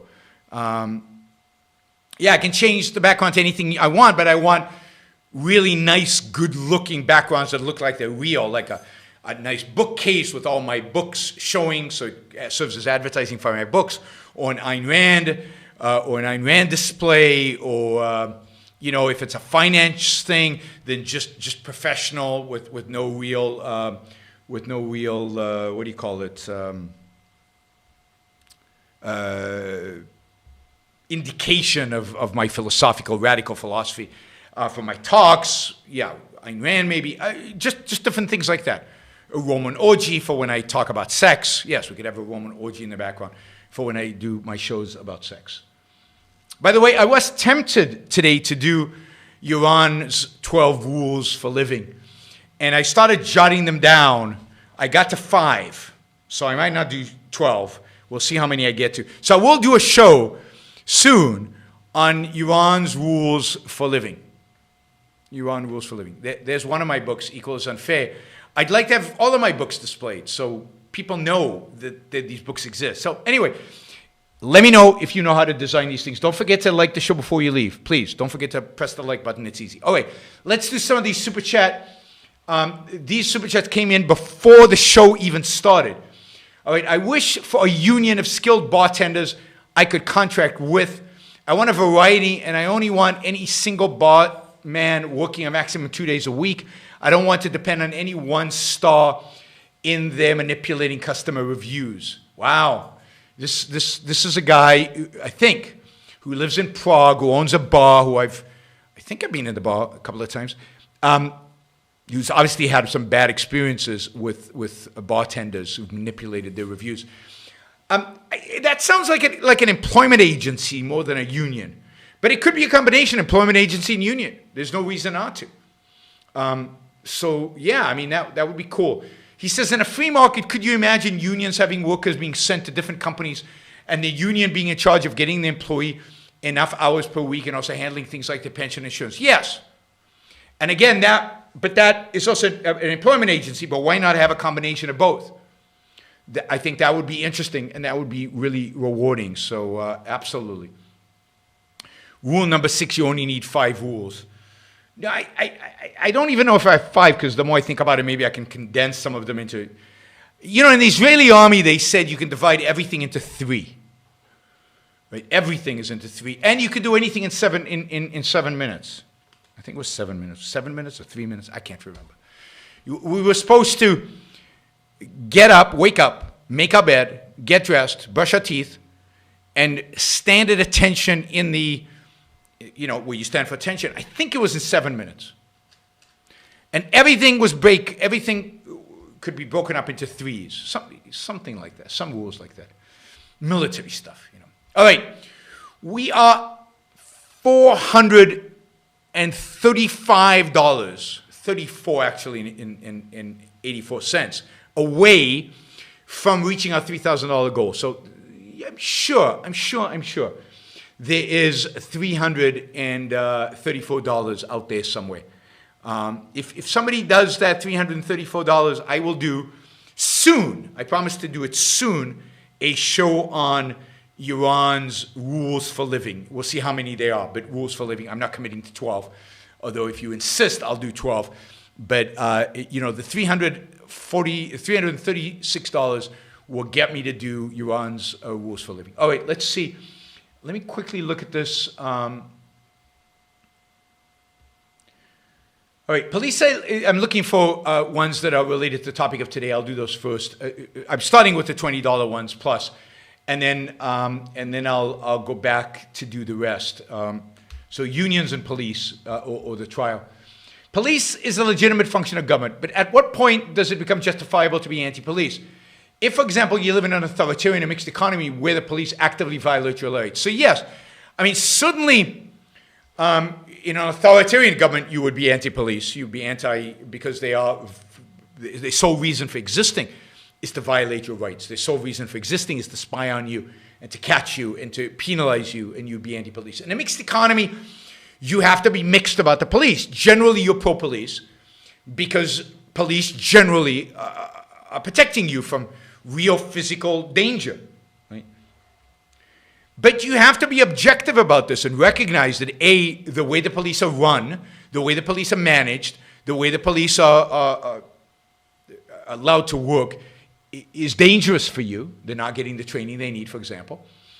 But also that the laws are not objective. And they have to prosecute the laws. And in their fight against drugs, a lot of people, for example, are going to get hurt that are innocent. So it requires kind of a mixed attitude towards the police. And in certain professions, I can't think of what it would be today, but you would be really have to be quite skeptical. Oh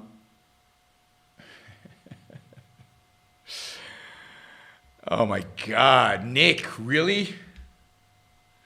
You know, that's a question filled with. I have to try to remember if I am or not. I don't think so, but and you know, I'm not sure what qualifies fully, right? But I'll think about it. I'll give you an answer in a little while. Let's see.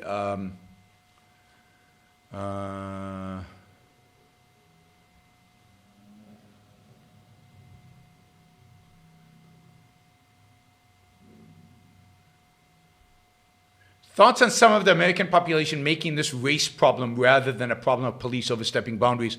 Does this harm the fight for true justice? I would say yes, but is there some legitimacy to other grievances? The problem is that by making this particular case an issue of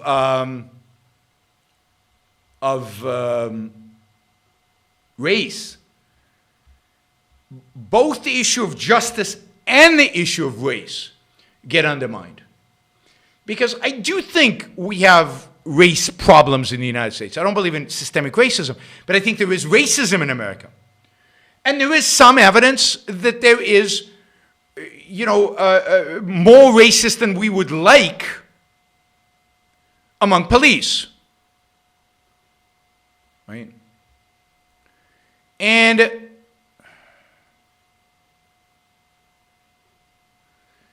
that you know, sorry, I was distracted by somebody who I had to ban from the channel. It wasn't you, Corey. It was Peter again. I put him in timeout before, and now I had to ban him completely. There are racial issues.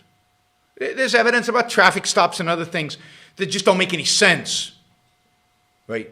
Where you don't get more traffic stops at nights of blacks, but you get more traffic stops during the day at blacks when they can see the color of their skin. So things like that. So there's some evidence of racism, but that real evidence is ignored because this focuses on Chauvin and George Floyd, which has nothing to do with race, or Breonna Taylor, which has nothing to do with race and has everything to do with the drug war and bad laws. So instead of focusing on the real issues, we focus on the wrong issues. Instead of focusing on justice, we focus on race. Race becomes the dominant theme, and it has nothing to do with the issues that actually face us. It's like a massive distraction from the actual issues we should be discussing and debating and contemplating. So yes, it's a complete undermines our ability to actually deal with issues.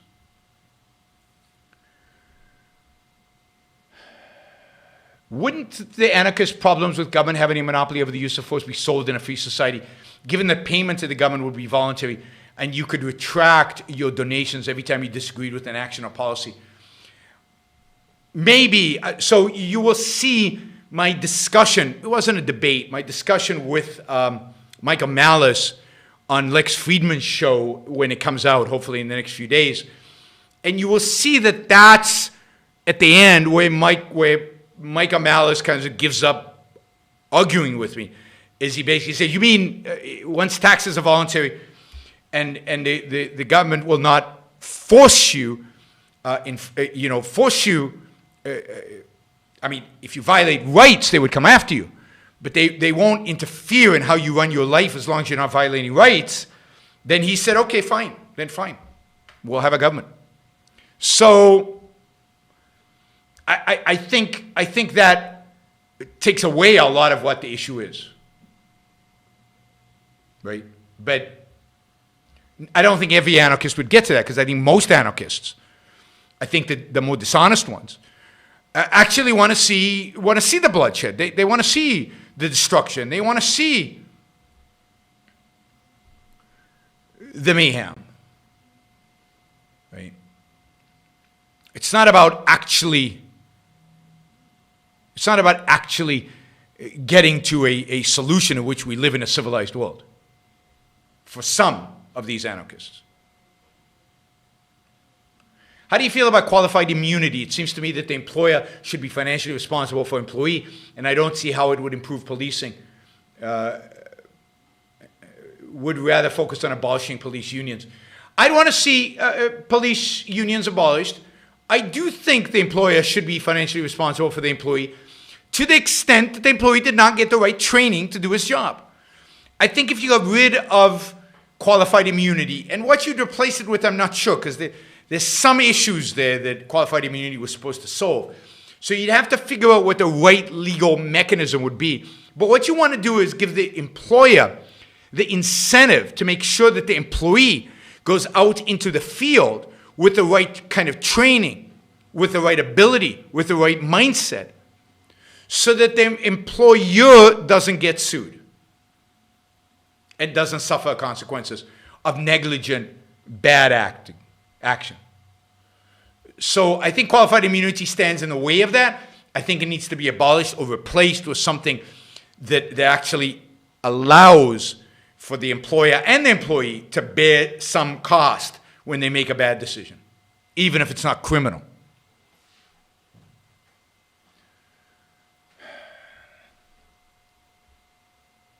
All right, we've got a bunch of off-topic questions, but that's okay. We've got a lot of off-topic questions in the Super Chat. And you can ask off-topic questions here, particularly, and my preference would be now to have only $20 and above questions, because we need to get to our $3,000 goal, and that'll help us move in that direction. Plus, I've got a ton of questions still to do. So,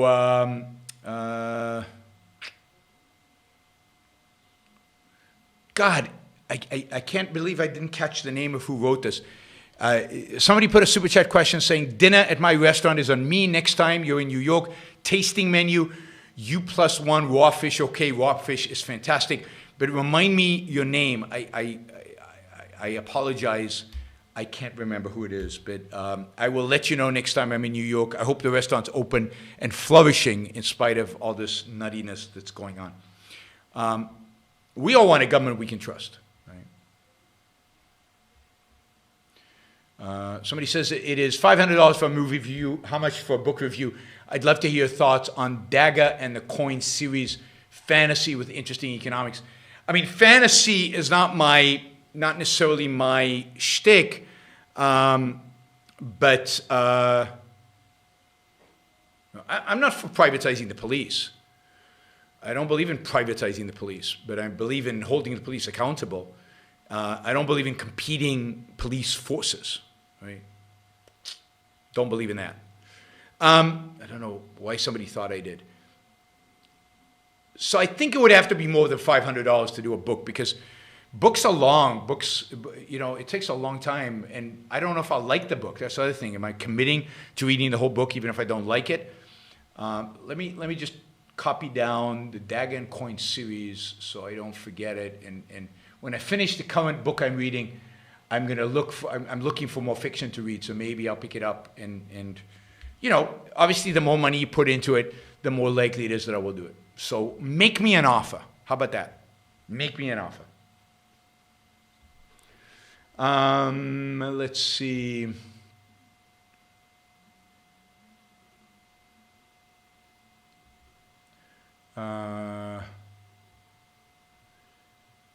What's your take on calls for accountability instead of justice? It's often what canceling gets called as well. It's shorthand for mob vigilante. Yeah, accountable to whom? So I don't know what accountability means. I know what justice means. Getting what you deserve, based on really reality. Based on, are you a threat to human life or not a threat to human life? That's the standard for justice. I don't know what the standard is for accountability. Now, you should be accountable. I'm all for holding people accountable for the bad and good that they do. In a sense, accountability is an aspect of justice. But to replace justice means that the thinking of it is a completely different term in a completely different way, and it should cause you to be super suspicious when they try to replace a very good term like justice with accountability, with any other term. But accountability is a real virtue. It's just an aspect of the virtue of justice. It's not some new thing. It's not some separate thing. All right, we're 2,630. We're basically, what is it, $370 away. Easily done, guys. I'm sure it's easily done. All right. We can do that all at once, and then I'll do my rules for living. Well, $100, you know, $100, $200, $300 will get me rules for living if somebody does that all at once. Or we can do it in little 20s and just chip away at it as we go.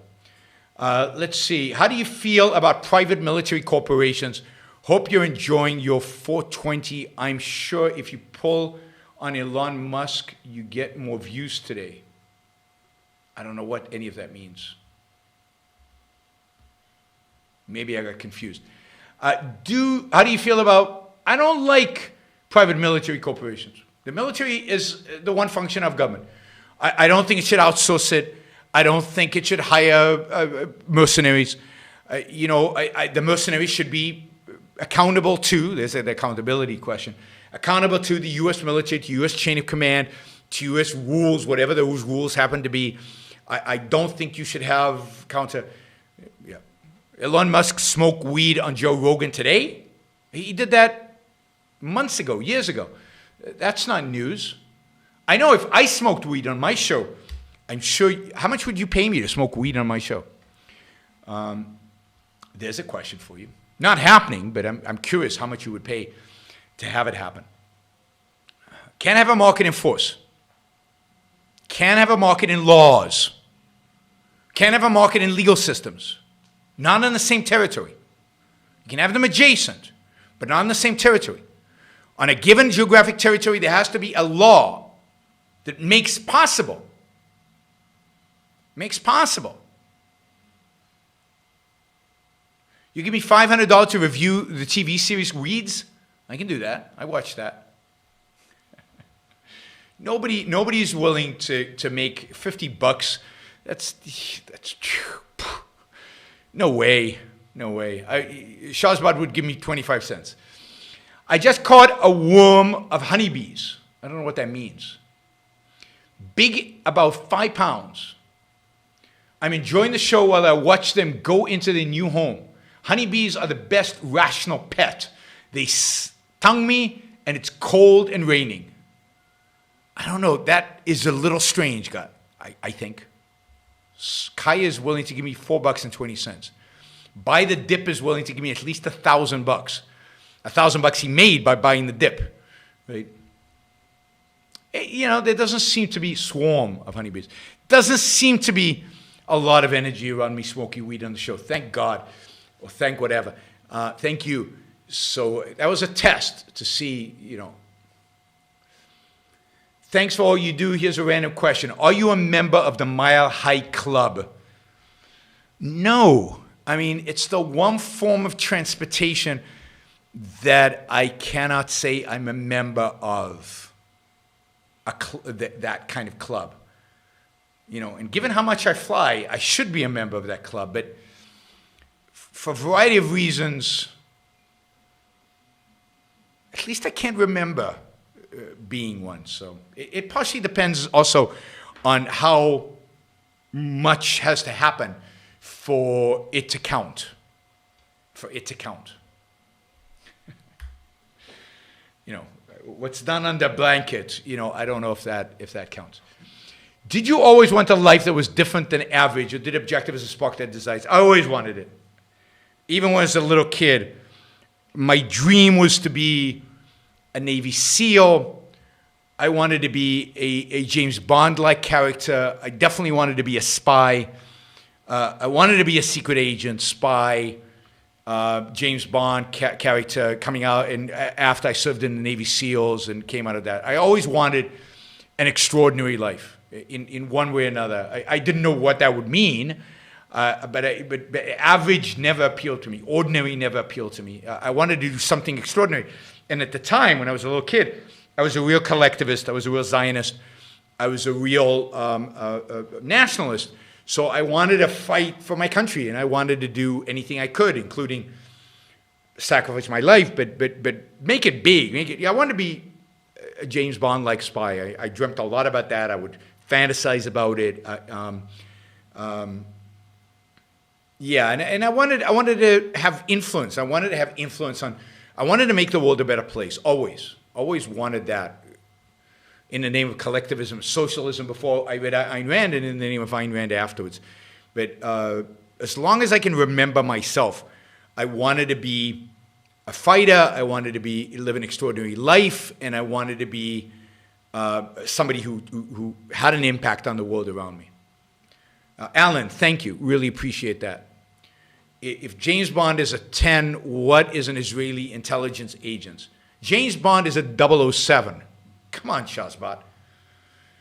I don't know what an Israeli intelligence agent would be. I mean, if you watch the TV show, I think it's on Netflix, called Spy, you'll get a sense of what it takes. I mean, God, that's an amazing show.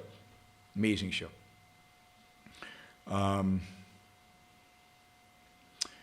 Off topic, do you have some quick advice for sticking to a long-term goal in your daily actions?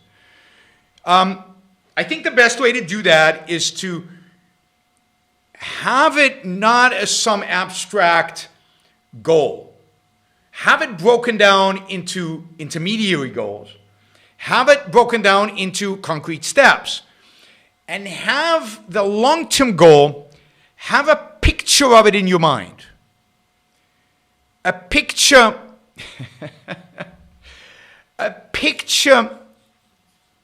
that is concrete.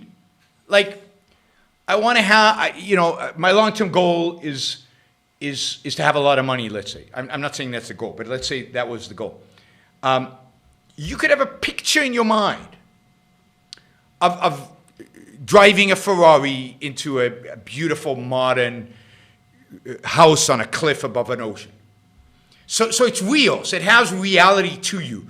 So it's concrete. So you know what you're striving towards. Or you want to be a CEO of a company. Have an image of what that looks like. Have it some concrete visual. And then have the intermediary step lined up. And have a visual of what that looks like. And check every time you reach an intermediary step. Check that, put a check mark next to that in your own mind. The more concrete you make it, the more visual you make it in a sense, the more motivating I think it becomes. I'll get to that in a minute. Okay, hey, so 4 Egypt-Israel wars. This is completely off topic. I don't think you could call them decisive. Israel never occupied major Egyptian cities. Did they ever bomb them? Absolutely, they did. Yet now they have peace. Does this contradict John Lewis's decisive war thesis? No, I don't think so. And partially because the peace that exists today is a partial peace. Talk to me in 50 years. It's a piece of convenience for the Egyptians. It's not a peace like Germany and the United States, or like Japan and the United States, where they're obviously friends. Travel between, there's no threat, there's no risk, there's open borders, basically. You get visas, no problem. It's just not that kind of peace. It's a cold peace. It's a peace of suspicion. It's a peace that everybody treads on eggshells because it reversed like that. Because the fact is, the Egyptians never really fundamentally shifted. Now, what did happen, and this is why we got a cold peace, is the Egyptians tried and threw their best at Israel in 1973. So first, in 1967, the Egyptian army got crushed, annihilated, devastated, and that's really, really important to know, right? Now, it's true, Egyptian cities outside of the Sinai were war bombed, actually, war bombed. They were bombed in the first day, not the cities themselves, not the population, but the airfields. Basically, Israel destroyed the entire air force of the Egyptians in day one of the war, and then went on to win it in 6 days. So they did bomb Egyptian territory, absolutely, and of course they bombed the Sinai, which was Egyptian territory. But they crushed the enemy. They completely crushed them, devastated them. Then in 1973, Egypt threw everything it had on Israel. It had a massive backing of the Soviet Union. It had more troops, more tanks, pretty much more everything. Thank you, Apollo. Really appreciate the support. And I know for some of you, $5 is a lot of money, and I really, really, really appreciate the support. I mean, I appreciate everybody's support. It's fantastic, and it's great to have such a large and diverse, financially diverse in terms of age and professions, and I'm sure in terms of the things that people care about these days, but country, where you come from, all that stuff. It's great to have so many people supporting the show and following the show and listening to the show. It is truly terrific. So Israel in 1973, Egypt threw everything at it. And Israel withstood their attack. It was a surprise attack, or somewhat of a surprise. Someday we can talk about the Yom Kippur War. It's an interesting story. And then Israel actually actually made it onto Egyptian land, the other side of the Suez Canal, the western side of the Suez Canal, surrounded the Egyptian forces, and were literally on the verge of annihilating them. Annihilating them. And they were stopped by Henry Kissinger and Richard Nixon from doing that. But it was clear to the Egyptians, at least to the people in the leadership positions, not to the people. And that's why the people are still hostile to Israel, more than the political leadership. But the political leadership was clear that they couldn't win against Israel. There's just no hope. Whatever they did, Israel just destroyed them. So Kissinger and Nixon forced Israel into a ceasefire, and forced Israel into a deal, and ultimately Israel retreated from their positions inside Egypt. Israel was within cannon range of Cairo, long-range cannons. Israel really did bombard Damascus. Not civilian population, but was in distance. Was Trump correct in firing recently Kissinger? Trump never fired Kissinger. Kissinger never worked for Trump. Kissinger's way too old to work for anybody. So the political leadership came to the realization after the 1973 war that they couldn't win. There's just no way. Maybe if they cozied up to the Americans. And what happened was that in the peace deal between Israel and Egypt, this cold peace, but a peace nevertheless, Sadat came to the table because he realized he couldn't win. There was no point in war. His people would suffer, and there was just no point. And of course, he was killed for that. He was murdered by his own people for that.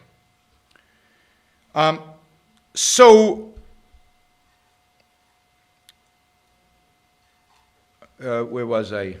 As part of the deal, basically Egypt gets as much money as Israel does. I don't know, $3 billion a year or something. So Egypt is being bribed to be peaceful with Israel.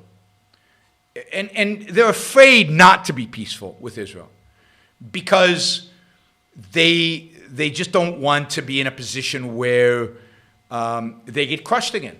And the economy can't tolerate it, and the Americans are subsidizing it, so why not play this game of peace, so-called peace? It's not real peace, not in a full sense of the word. So I don't think John Lewis's thesis is wrong. You just have to be clear on what it is that he's arguing. And he's arguing for a complete, by the people, a complete rejection of the war. And the Egyptians have not completely rejected the war. Could you elaborate more? Laporte, Van Dam, mostly higher ground education, which Laporte doesn't exist anymore, really. Van Dam is a school in Orange County. High ground education is a school all over the country. He says High Ground has a Academy of Thought and Industry in Austin. I think that's the same High Ground. The CO just moved to Austin, so I know they have a strong presence in Austin. They have another schools in Austin. The Higher Ground is run by the former CEO of Laporte, and by many of the staff that used to be at Laporte. So it's run by a large group of objectivists. They're developing curriculum all the way through high school. They have a massive Montessori teacher training program, maybe the largest in the country. It's truly astounding what they built. And they're still growing. They're very ambitious. And they really haven't even started on the high schools and middle schools. Or they have started, but there's still a lot of growth to go. So Ray Gurn is the CEO. Matt Bateman is, I think, head of curriculum or something like that. And Matt Bateman is a philosophy PhD, an objectivist philosopher who's in charge of the entire curriculum of the program. So I've asked Matt for an interview. I mean, he's agreed, but we never finalized on a date. But I'll definitely get Matt Bateman, maybe even Ray as well, for an interview for the show one of these days. So that Matt is also married to Gina Golan, who's I've interviewed in the past. Yeah, I mean, I think there's very exciting things happening in the realm of education. There was also a company called Discovery Science, which was also objectivist, run by objectivists. Yeah, Matt is Chief Pedagogy Officer, right? Discovery Science had just sold their business, and they were developing curriculum for teachers, and it was being used in hundreds of schools to improve the study of science. And they were all objectivists, and the curriculum was built around a way to teach it that was consistent with objectivist epistemology. So very exciting, very, very exciting. James Lindsay recently wrote an article about fighting wokeness with a new philosophy. He is constructing. I'm laughing because, I mean, we have the new philosophy that is best for fighting wokeness. It's called Virtues of Truth, Liberty, Beauty, and Merit. Do you know if AOI has ever tried to reach out to James? I've tried to reach out to James, and he's been non-responsive. I think he has a negative view of Ayn Rand. He has a negative view of capitalism, I think. I think he's a center-left at the end of the day when it comes to economics, even if he's good on some of these cultural issues. I think he's gone a little nutty with his views. He used to be much better, I think. But I follow him on Twitter. He did some great work on exposing critical race theory and postmodernism and things like that. He did some really, really good work. And I think he got huge and massive. And I think he's become a little overly arrogant and a little over the top in adopting certain conservative views. Virtues of truth. Okay, that's honesty, consistent. Liberty, what does he mean by liberty? Given that he's not exactly a capitalist, I'm not sure he understands what liberty really means. Beauty is a virtue. Surrounding yourself with beauty, pursuing beauty is a virtue. Merit, what does merit mean? Does he understand and what it takes to achieve merit? So I'm glad he's looking for a new philosophy. I'm glad he's developing something. I wish he'd read Ayn Rand and recognize her genius. I wish a lot of people would read Ayn Rand and recognize her genius. I think that would change the world if we had people like really smart people, new people come in. All right, I don't know, 500 Norwegian krona. I don't know how much that is. it definitely gets us closer to 3,000. I don't think it quite gets us there, but it gets us closer. So this is a Norway. How much is that? How much is the 500? Okay, let's do this. The new left. Oh, wait a minute. I will get to the Norwegian question in a minute. It's $50. Okay, I'll do that first because it is a lot of money. Thoughts on if I should move to Australia from Norway, leaving relatives in Norway, but a better standard of life in Australia, culturally, friends, weather, jobs, opportunities, less taxation. Did my Bachelor of Finance in Australia. Only you can answer that question. I would just say you have to objectively evaluate how important is being close to family is. I mean, I moved, when I was 26, I moved thousands of miles away from my family. Overall, I think there's no question it was the right decision for me, not because I dislike my family, but because the benefits of living in the United States are enormous and far exceeded the inconvenience and the cost of being far away from my family. And given that you've lived in Australia, you know what the benefits of Australia are. So I would say you really have to weigh the cost. Now, I generally am on the view that you should never let family hold you back. All right, Brian. Brian has got us to $3,000. Wow. That is amazing, Brian.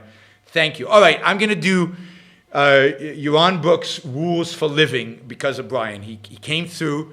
He brought us to 3,000 in one big chunk.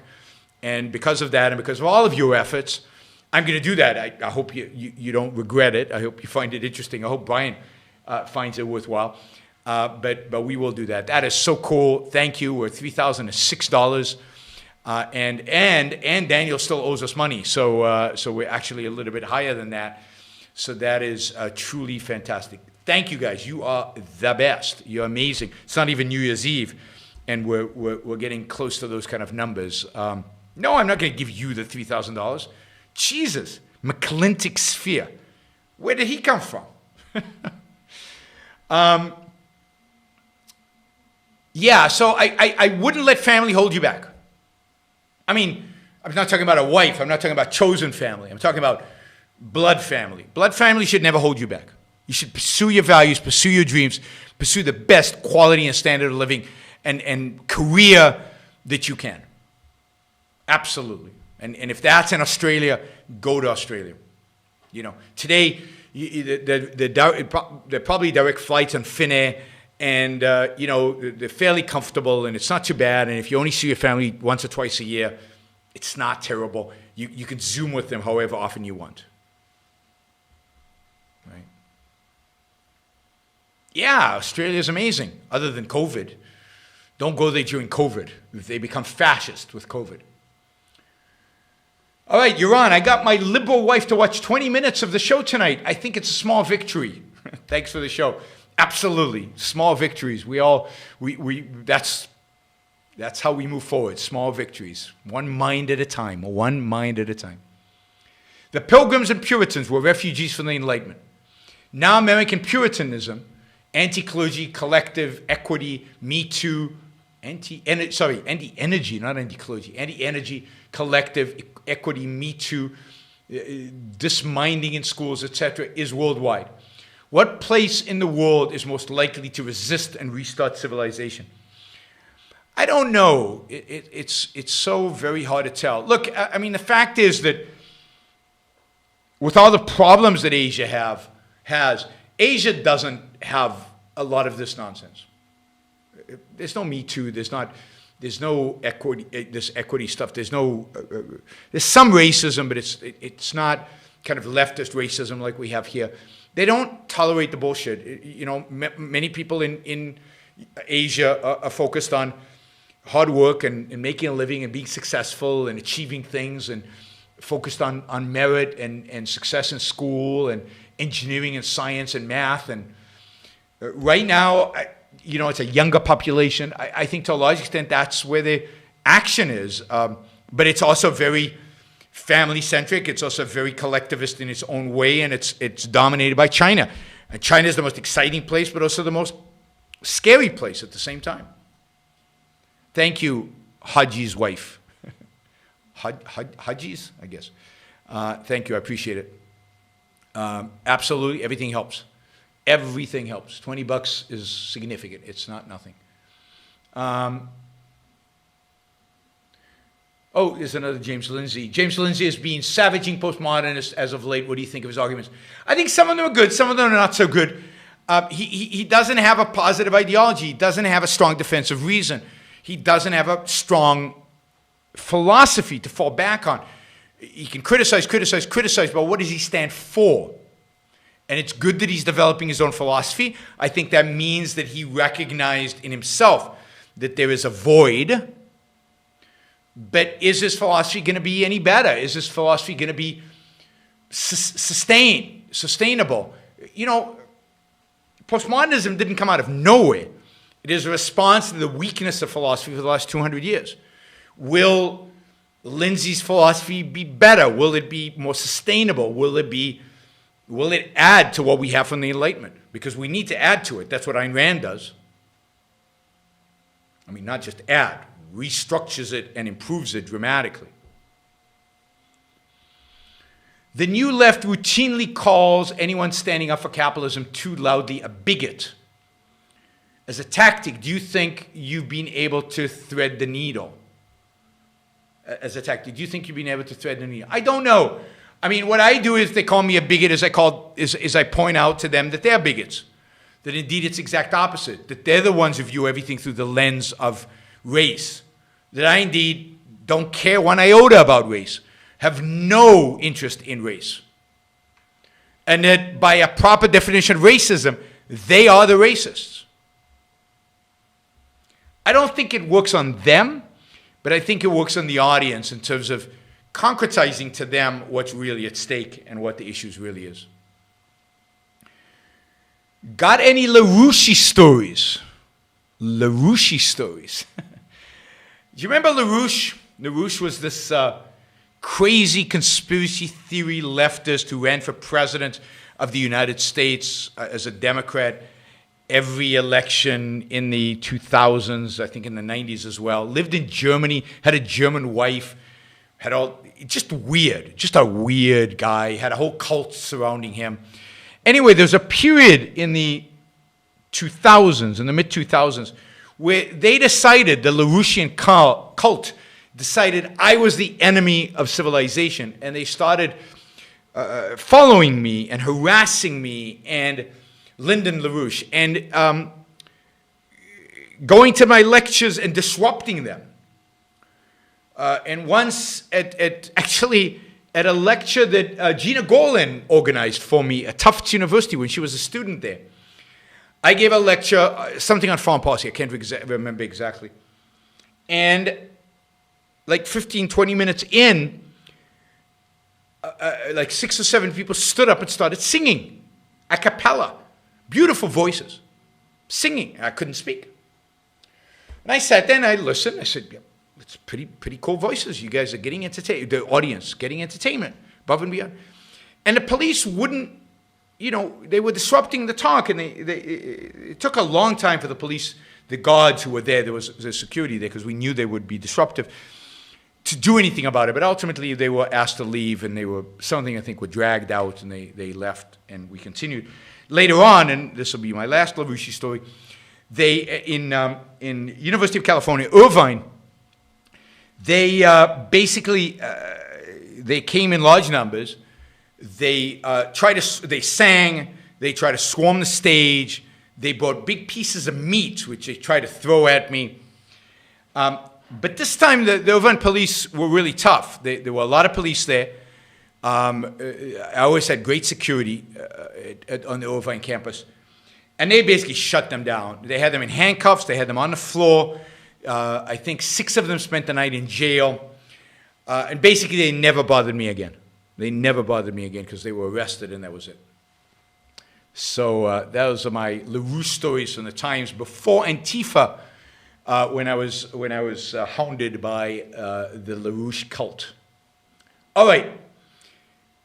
We're going to go over the non-$20 Super Chat questions. These are going to be done quickly. We're already over 2 hours, but we've reached the 3,000 goal, so that's pretty damn amazing. Thank you all. Here we go. Let's see. Some fun trivia that I learned recently. The creator of Spider-Man, Steve Ditko, was an objectivist. Yes, he was. And by the way, a supporter of the Ayn Rand Institute. We used to get a check from him. He was a recluse. We used to get a check from Steve Ditko.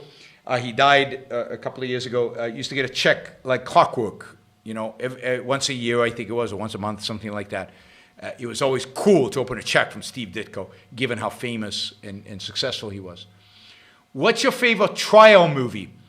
I mean, there were a few of them. 12 Angry Men, I think, is probably my favorite because it's so epistemological. It's so good. What is evidence? What is knowledge? What is truth? What is reasonable doubt? Oh, I didn't see it was a $50 question, but it is the next question up, so I will get to that. Sorry, JJ. Sometimes I forget to highlight the question, so I apologize. Next one up. So 12 Angry Men certainly is up there in the top 3. I'd say, what is the one with Spencer Tracy about the Spokes trial, the evolution trial? What's the name of that? Somebody remind me of that. And then To Kill a Mockingbird. I mean, those are the 3. My Cousin Vinny is fun, but it's not at the level of these. These are great movies. Oh, 12 Angry Men. Watch the original with Henry Fonda. The original with Henry Fonda. Much better. Inherit the Wind. Watch the original with Spencer Tracy. The original one. It's brilliant, brilliant, brilliant. I'd say those 2 are my favorites. Inherit the Wind. Oh, yes. Ooh, thanks for reminding me. So the top 3 are 12 Angry Men, Inherit the Wind, Judgment in Nuremberg. Just underneath that is To Kill a Mockingbird with Gregory Peck, and Witness for the Persecution with Charles Laughton, I think. I love Charles Laughton. Charles Laughton is one of my favorite actors all time, right? I don't know the B movie.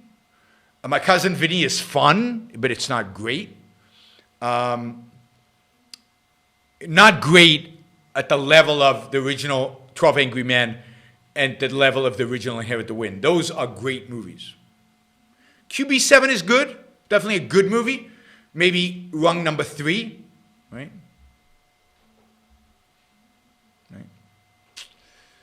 All right, here's the $50 question. Sorry, JJ, whatever. Dennis Prager espouses an idea that one has a moral obligation to be happy. That one has a moral obligation not to impose a misery or sadness on others. Your thoughts?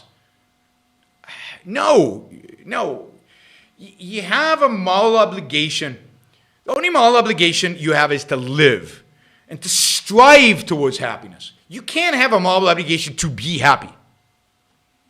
What if your child dies or your wife has cancer or whatever? You're going to be happy? And you don't have a moral obligation to be happy because you don't want to impose your misery on others. That's such an altruistic way of thinking, such a Christian way of thinking. You should be happy not because of other people, you should be happy because that's the appropriate way human beings should live. Happiness is the appropriate way we as human beings should be living. And what do I care about other people? If I'm miserable and sad, I'm miserable and sad. Screw other people. I mean, really. Stuff like that really makes me mad. Really, moral obligation to be happy. Not because you should be happy, because happiness is the moral purpose of one's life. He would never say that. Because it's your happiness. No. Because if you're miserable and unhappy, other people suffer. You know, if I'm miserable and happy, I don't care that other people suffer. They should stick to their own business and not worry about mine. Right? Sorry, I got a little angry there, but Dennis Prager pisses me off, generally. Right?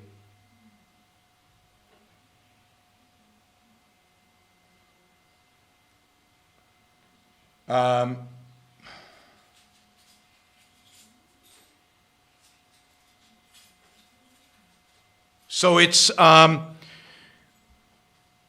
yeah, he has morality upside down. He's completely wrong. Hopefully that answers your question. I mean, that could be a whole show, JJ. I mean, really, because it's about the essence of what, maybe that should be rules for life. Rule for life is be what you are.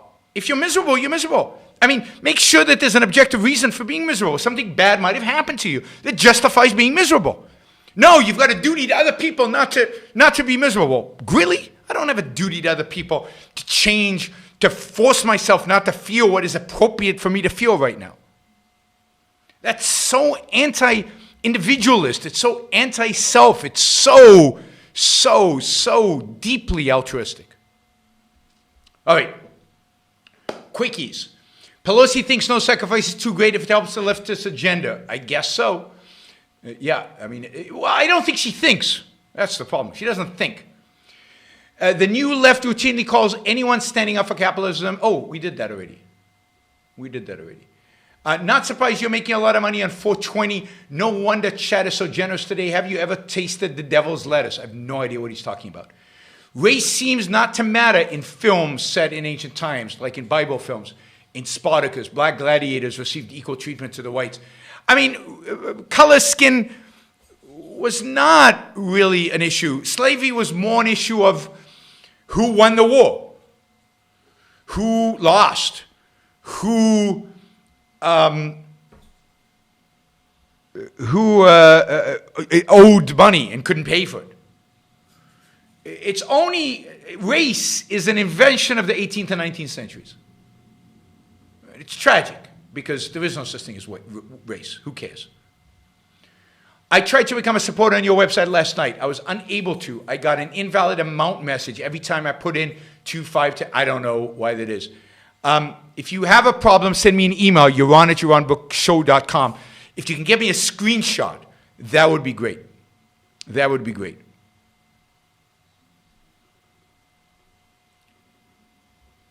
I don't know what the devil's lettuce is. Judaism doesn't really have a devil. Satan is a creation of Christianity to motivate you to be good. I've never found God or the devil interesting one way or the other. I think Robert Heinlein had a book where the devil was kind of cool, but that's the only time I ever found the devil interesting, in Robert Heinlein's books. Do intellectuals reject Rand because she developed a philosophy outside of academia and wrote for a public audience? Partially. I think partially. She didn't write their language. She didn't address their, quote, issues. But they reject her primarily because of the content. But also because of the style. Also because she didn't write their language, in a sense. No, the devil was created by Zarathustra. That's a whole issue, but the devil was really created by the Persians. Zarathustra is a religion with good and evil in constant struggle, God and a devil in constant struggle.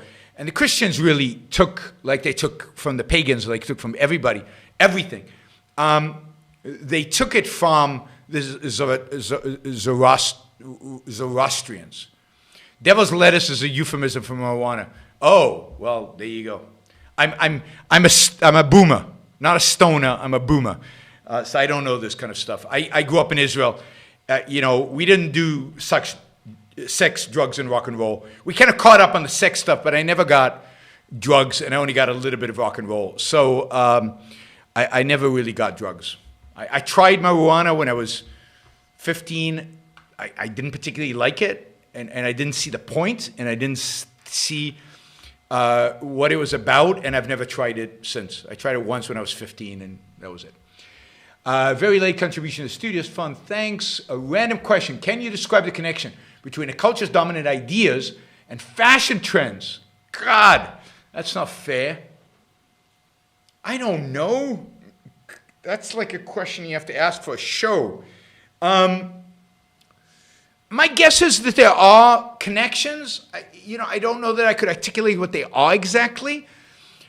My guess is that the torn jean fashion trend has to do with kind of the nihilism in the culture, the uncaring, I mean, I wore torn jeans when I was a teenager because my jeans were torn, and I didn't want to fix them. But the idea of paying $1,000 for jeans that were torn by somebody else, that's weird.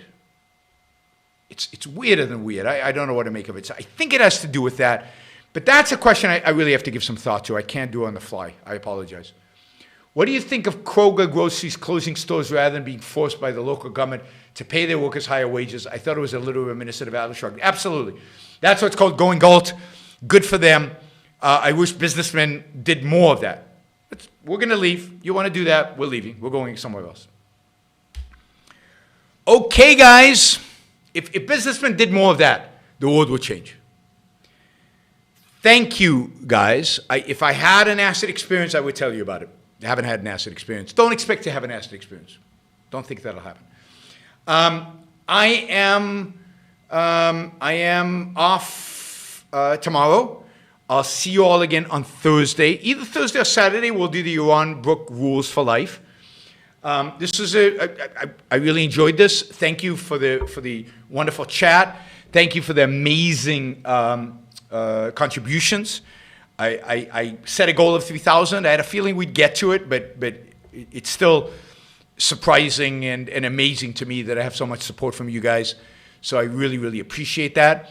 Don't forget to like the show before you leave. We should be way over 200. We are 221, but we could be higher.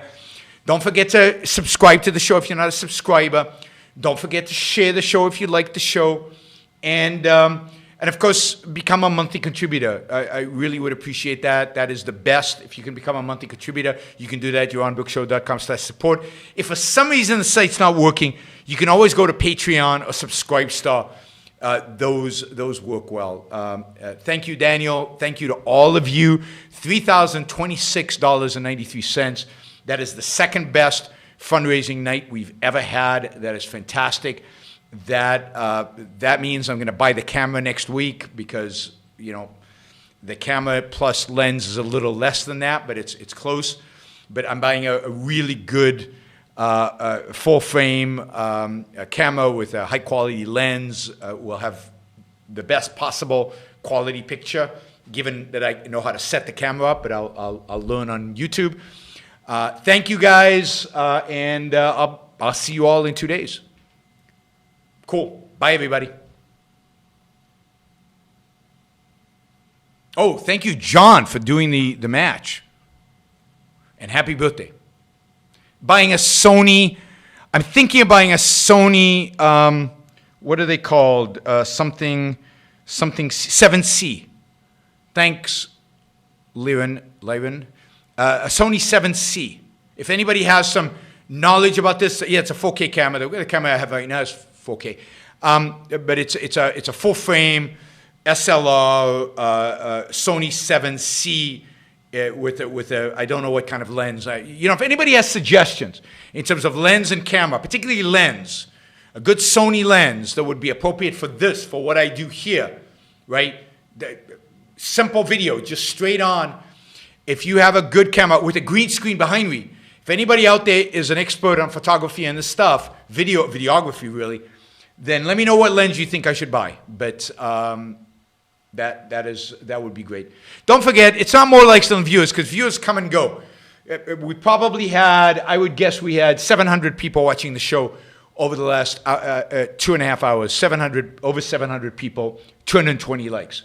Usually, if you look at the number of people watching multiplied by 3, that's usually no, it's the Alpha 7C.